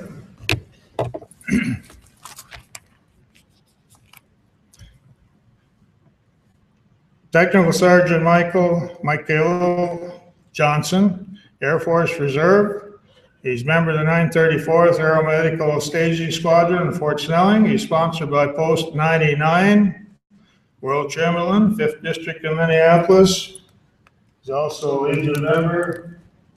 And where is his sponsor? Joe, are you? There he is, down there.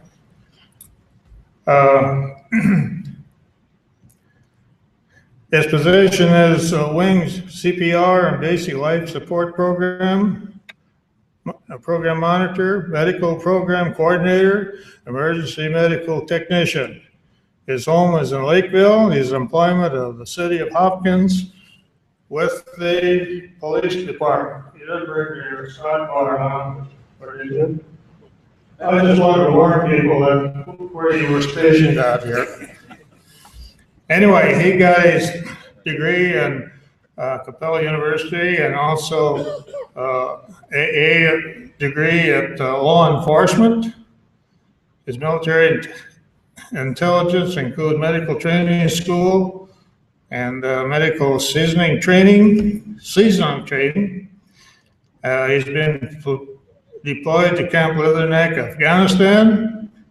He has 14 medals and achievement awards. His supervisor commented that I have been nothing but impressed with the professionalism, intelligence, diligence, and devotion duty of this airman.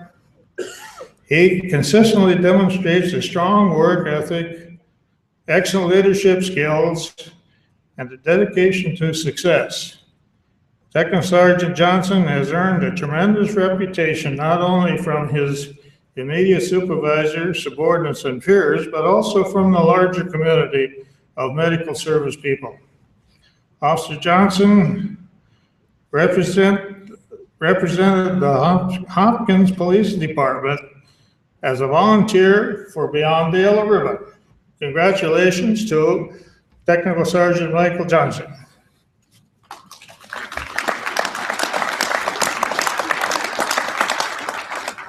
Okay.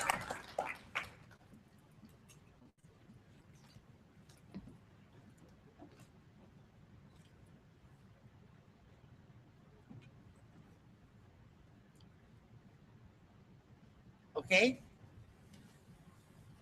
For your speech. Don't worry, I won't write any tickets to anybody.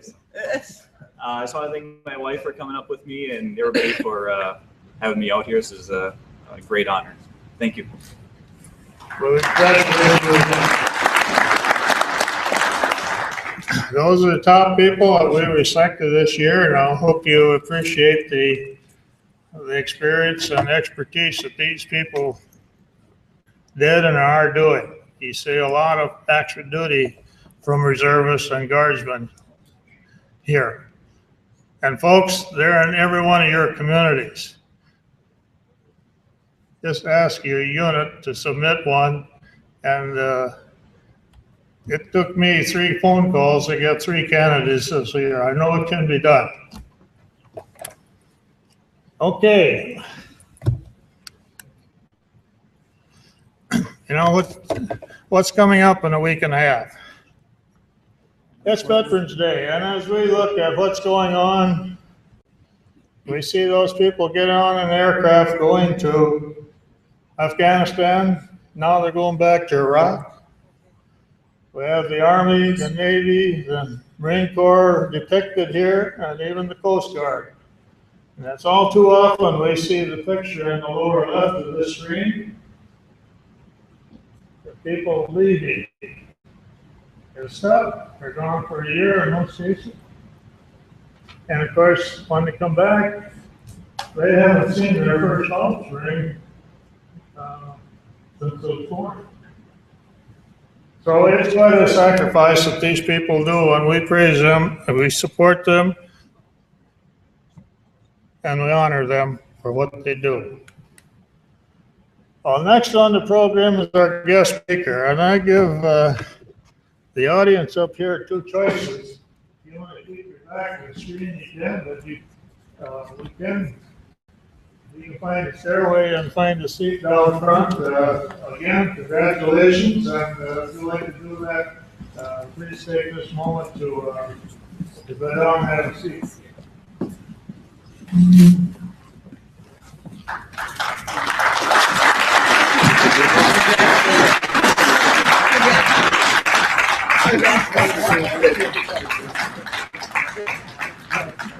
Oh,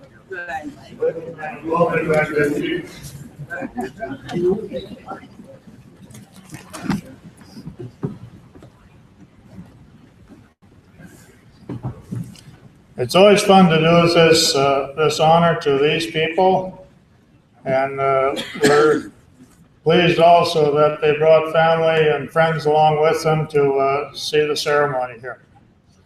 And we'll do our best to those that couldn't be here to get them at their armory and make the presentation there also. Today we have a special speaker. He comes from out of state. From another state, I should say.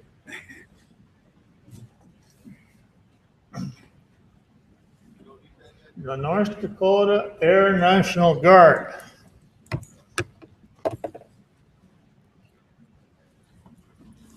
Chief Master Sergeant James Gibson is the 2nd senior enlisted person in North Dakota National Guard. He is an advisor to the National Guard Adjutant General on all enlisted matters of effective training and utilization and health of the force. And enlisted professional achievements developed of the National Guard. He is a civilian. He's had 32 years, primarily in the security force positions. He has a BS degree in Human Services, a master's degree in administration. Military education, he had 13 courses. He's been in school a lot, involved in security. He has major awards and decorations, numbering 21 as I count him on his chest. And his home is in West Fargo. So with any further ado, we're going to ask him to tell us a little bit about the mission or special mission of the Air National Guard in North Dakota, and talk about a bit about what are these unmanned aerial vehicles that we see flying around here. So please welcome Chief Gibson.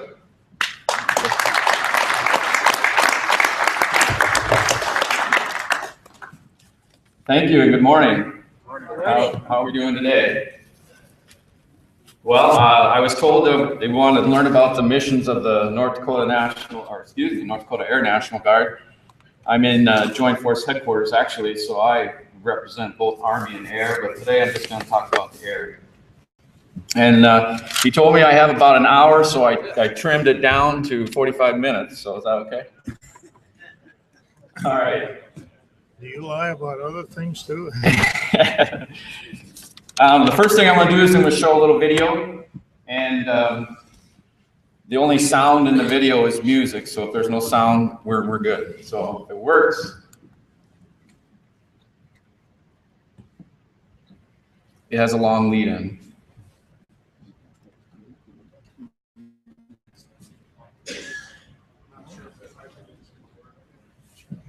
Not sure.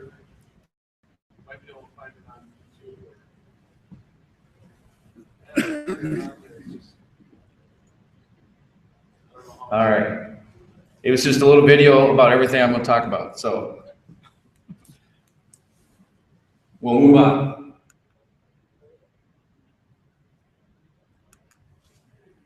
First, a little bit about the wing in Fargo. We are authorized 1,100 people at the wing. Right now we have 969 people assigned.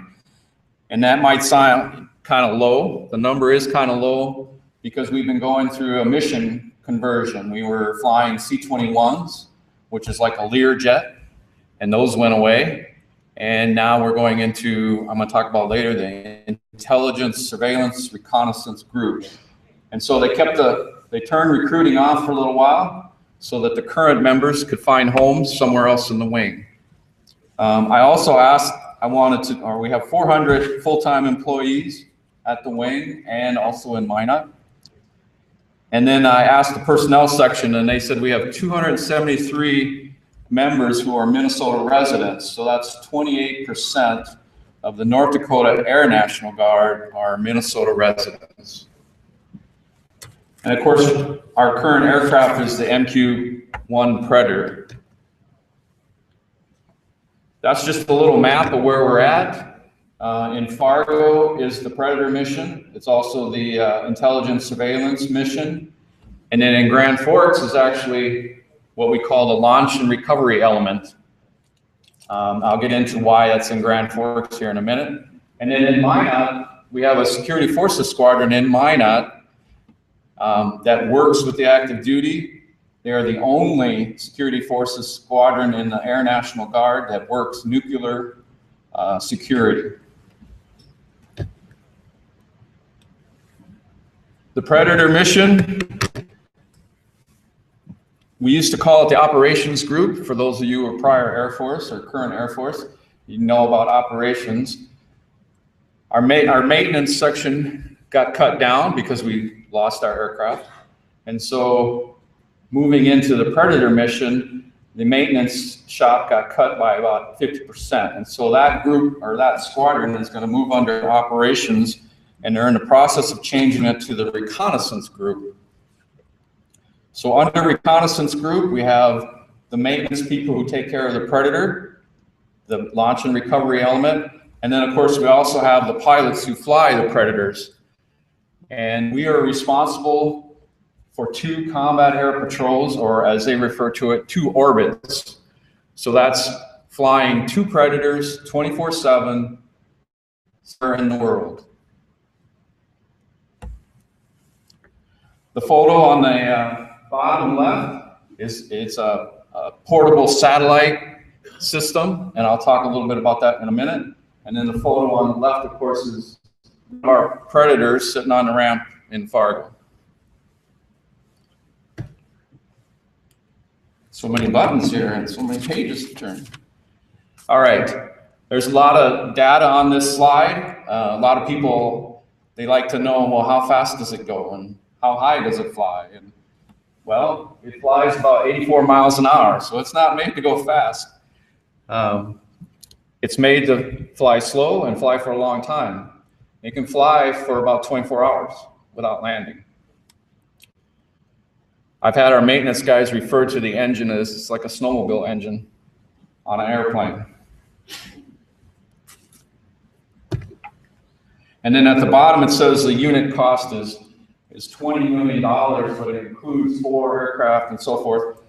The number that I've heard is one Predator is $1 million, just the plane itself. And a lot of that is all of the sensors that are in the bottom of the Predator. So how does it work? There, that's how it works. All right, I'll find my little pointer here. So you have a Predator sitting on the ramp somewhere, and because the signal, for a signal to go from your control station up to the satellite, over to another airplane, there's going to be a little delay. It's nanoseconds.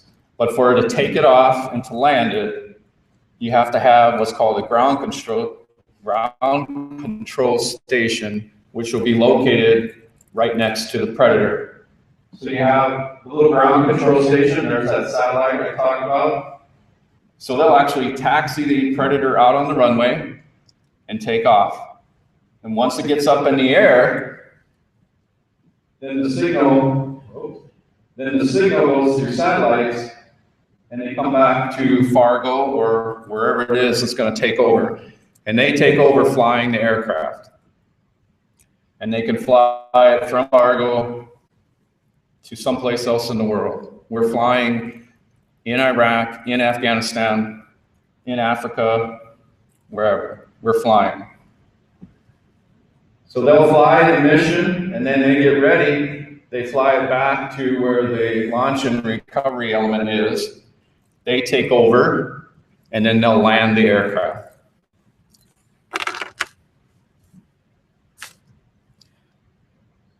You can get on YouTube and see a bunch of videos, mission videos from Predators. I have a little one coming up later. Hopefully it'll work. This is just a picture of the pilot and the sensor operator. There's 2 people that are flying the aircraft. Excuse me. There's one flying the pilot. The enlisted person sits on the right. He's the sensor operator, and he's controlling all the sensors, thermal imaging, the laser, all those things. If you notice all the computer screens, there's a lot of information coming into them that they get fed. They can talk to ground forces in Afghanistan, wherever they're at. They relay that information back to them. You know, like, hey, turn left, I want to see this building, whatever, they can do that. Now we'll see if the video works. All right, this is a Predator video. It's old. That's why I can show it to you. It's not classified. If you see in the middle of the screen, maybe you can, it says lays right there. That means somebody is shooting a laser at the target. It's either the Predator, ground forces, or another aircraft.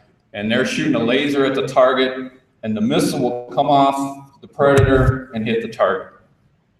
So, oops. Can you hit the video? Oh, come on.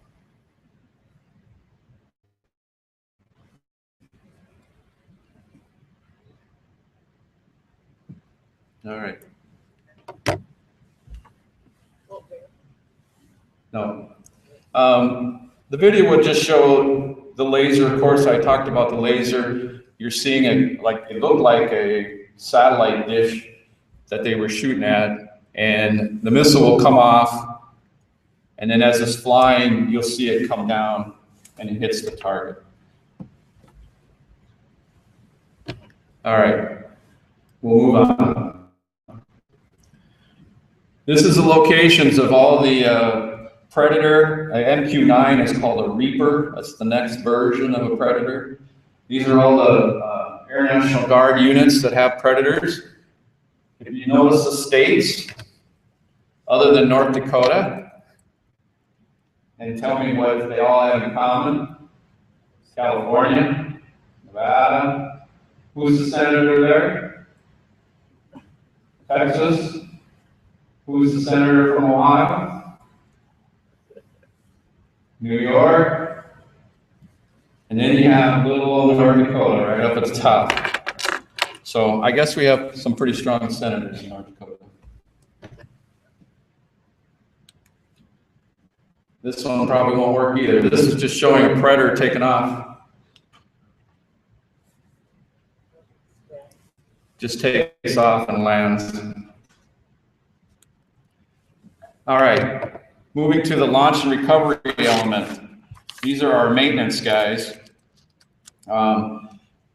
Because of federal aviation regulations, you can't fly a Predator from an airport that services airplanes that carry people.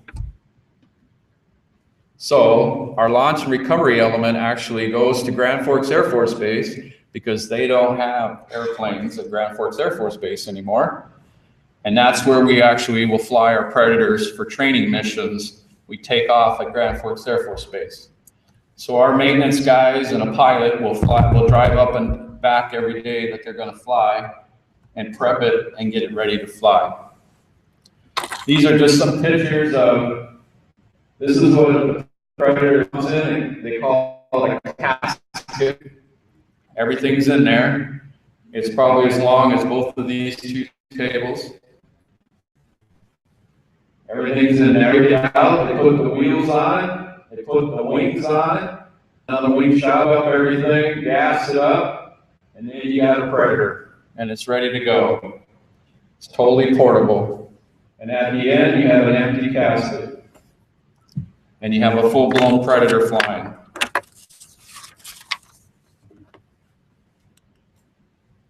Our newest mission that we're gaining is called the Intelligence, Surveillance, Reconnaissance.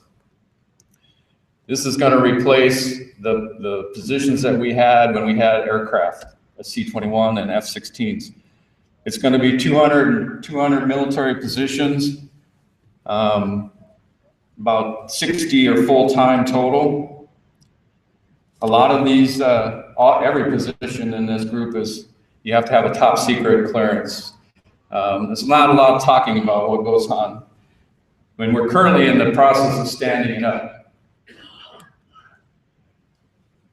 So what they're going to do,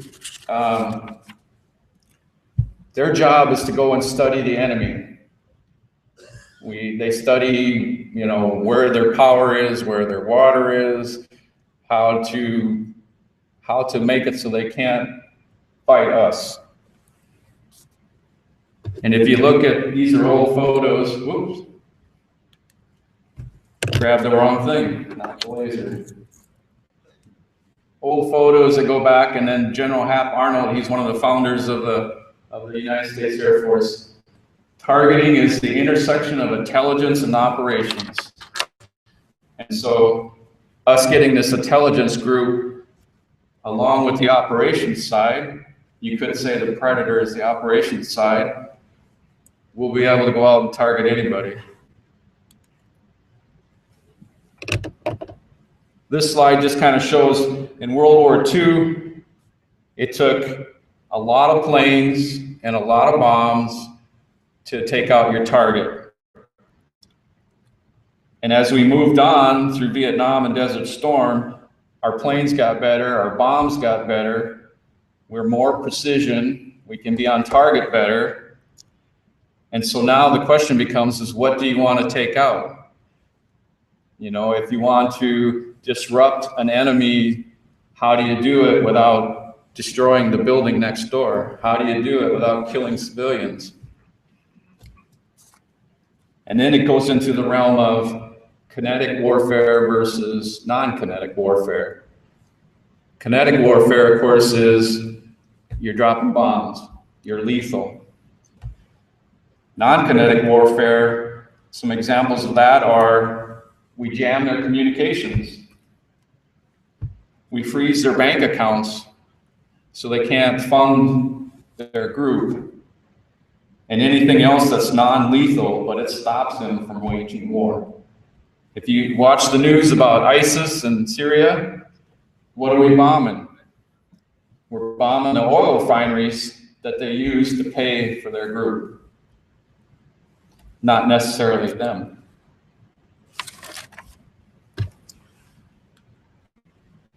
This is just, again, a map of where all these new intelligence surveillance groups are going. Not a lot of senator push in this one, I don't think. They're kind of all over. And then the last one that we have is 219th. 219th is a Security Forces Squadron. They actually are at Minot Air Force Base. They work with the active duty, and they train with the active duty.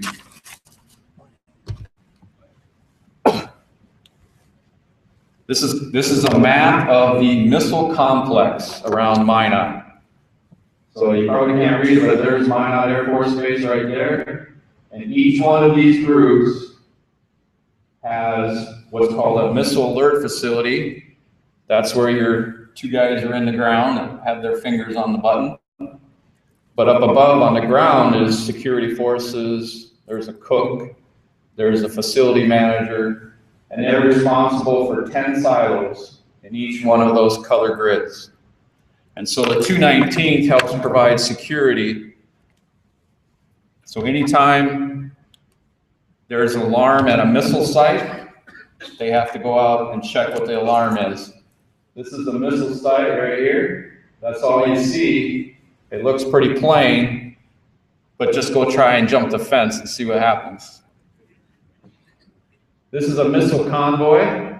The missile's in the white truck. There's security right there, security there, up there. It takes a lot of people to convoy a missile out and back. They're doing exercises where they try and take the missile site back. An exercise that somebody tried to take a missile and they go in and take the bad guys out. And then that's my boss right there, Major Schmerzenag, with some members of the 219th.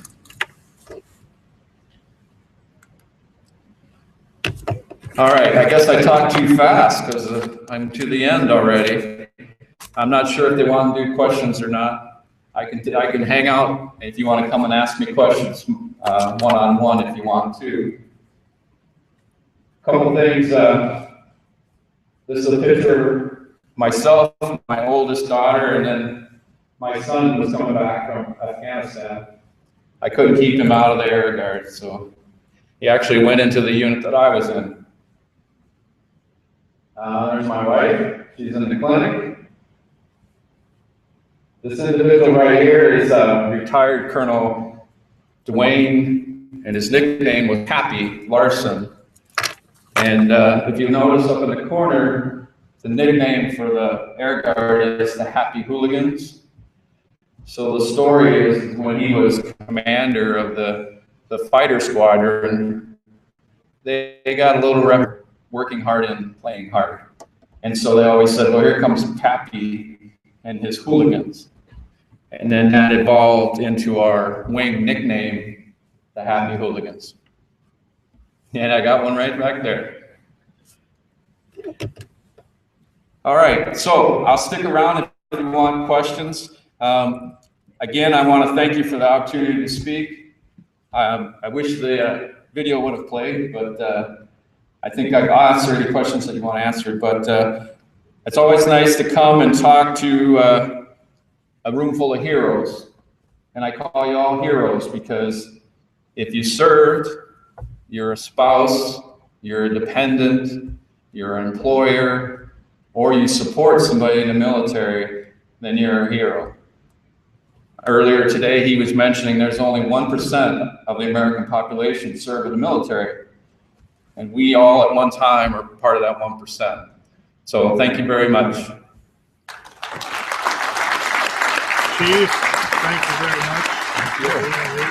Commander, I'd like to give you Thank you so much. This is a letter of appreciation for you, okay? You bet. Thank you. And that completes your report? Commander, that completes it. Thanks for letting us participate. And again, thanks to those people out there, our awardees. Thank you very much. We just have a couple more things and we're going to be wrapping up. Pat, Logan, you wanted just a couple more minutes? Thank you. They told me to keep my report short, and I kept too short. I just wanted to let you know where everybody's at as far as this week we had 2,428 memberships turned in at the conference. So that was outstanding. And going by the districts, District 1 is ranked number 4, District 2, number 6, District 3, number 2, District 4, number 7, District 5, number 9, District 1, 6th District, District 8 is in 8th, District 9 is in 10th, and District 10 is in 5th. And that's how you all stand. Here's the percentages by, I'm going to start off by District 1, 71.89, District 2, 71.39, District 3, 72.42, District 4, 71.03, District 5, 70.02, District 6, 75.05, District 7, 70.57, District 8, you guys need some work here, 67.87. The only ones that are in the 60, everybody else is 70 plus. District 9, 71.81, and District 10, 72.25. You guys are doing fabulous, and again, thank all my membership directors for out there doing a great job, and let's keep it up. Thanks much. Thank you very much. And just a couple more announcements here. We have Golden Gopher Basketball, American Legion Night. Tickets are available for $20. It is Seattle University versus the Gophers. And it's December 19th at 7:00 p.m. So Al has arranged this. If you're interested in tickets, please let him know. And he's got flyers. Correct, Al? Okay. That takes care of that. Bob Stephenson, Founding Fathers, says if anybody would like to purchase some Founding Fathers to take home with you, it's at the 7 liquor store next door. And there's one other thing. Nick Kikos, are you out there? Hellenic, the Hellenic Post is getting ready to celebrate their what anniversary? 95th in just about a week. And they are having a big to-do, and they are also going to be honoring Dr. Georgopoulos, who handles our brain science department at the Veterans Hospital in Minneapolis. For those of you that don't know Dr. Georgopoulos, he is a wonderful, smart, intelligent man, very well known around the world. He has been published many times. However, he is not always known for his attire. He just is one of those guys that sometimes the socks don't match, or he doesn't care if his shirt matches his pants. But I'm telling you, he is one smart guy working for us at the VA, and they are going to be honoring him that night. Carl and I are both looking forward to being there. Okay? All right, with that, I think we will go right into the benediction. So please stand and uncover. Thank you, Jeff. Dear Lord, please receive into your heavenly kingdom Mel Stopperman from Post 254. Also, as we leave this conference, we ask for your guidance on our way home. And thank you for the beautiful fall harvest we have had. We are always grateful for your blessings. Also keep in your prayers our men and women who are keep defending our country. We ask this in your name for God and country. Amen. Thank you, Chaplain. Sergeant at Arms, would you please help us retire the colors of our country?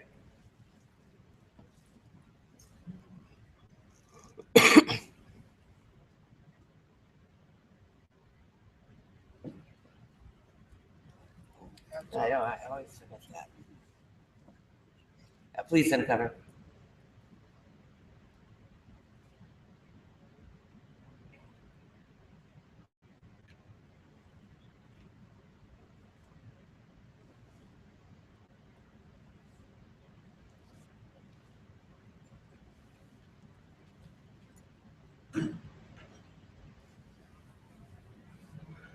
At this time, the Charles Borac Post 45 Color Guard will retire the colors. Sergeant at Arms.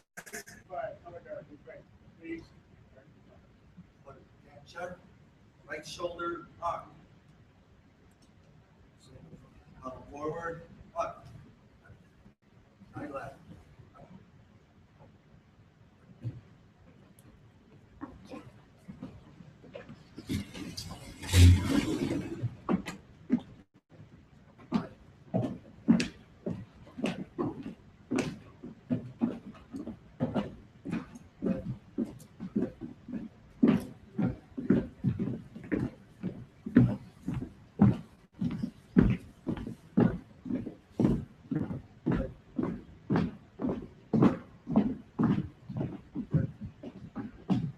Colors up. Order arm. Order arms. Present arm. Color bearers retrieve the colors.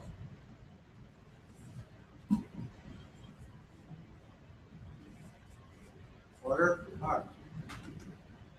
Right shoulder arm. Left face. Single file forward. Cut. Cut. Cut. Cut. Forward left.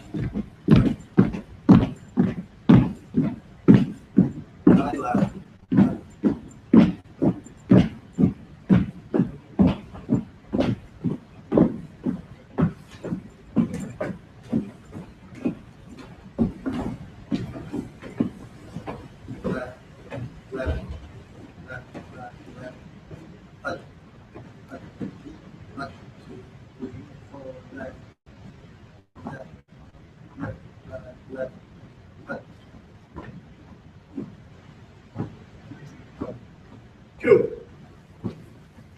Thank you all for attending. Please have a safe drive home this fall conference, and I'll stand in adjournment.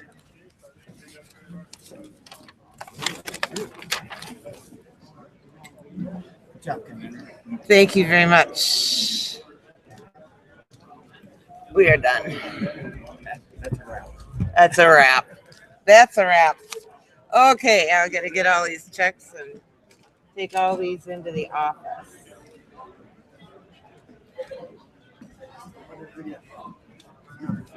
Plays away today. We got it done. Well,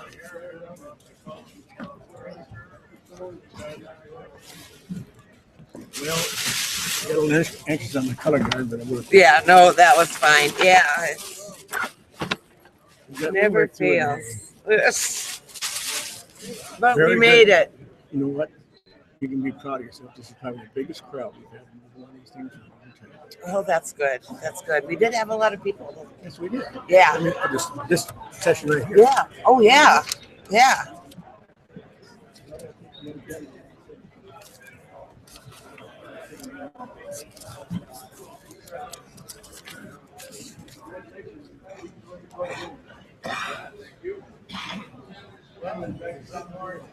We did all right, huh? Commander, thank you so much. Oh, happy Savior. And we'll see you down the road. Okay.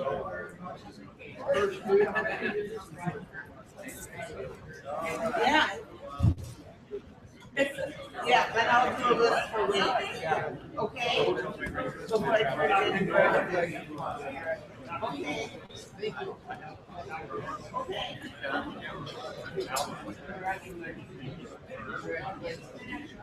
Oh, okay. Yeah. Right now. Oh, okay. I just wanted to mention the anniversary. Okay. Yeah, we're looking forward to it. Yeah, just. Oh, there he is. Okay. Yeah, can you jump up here and we'll do it?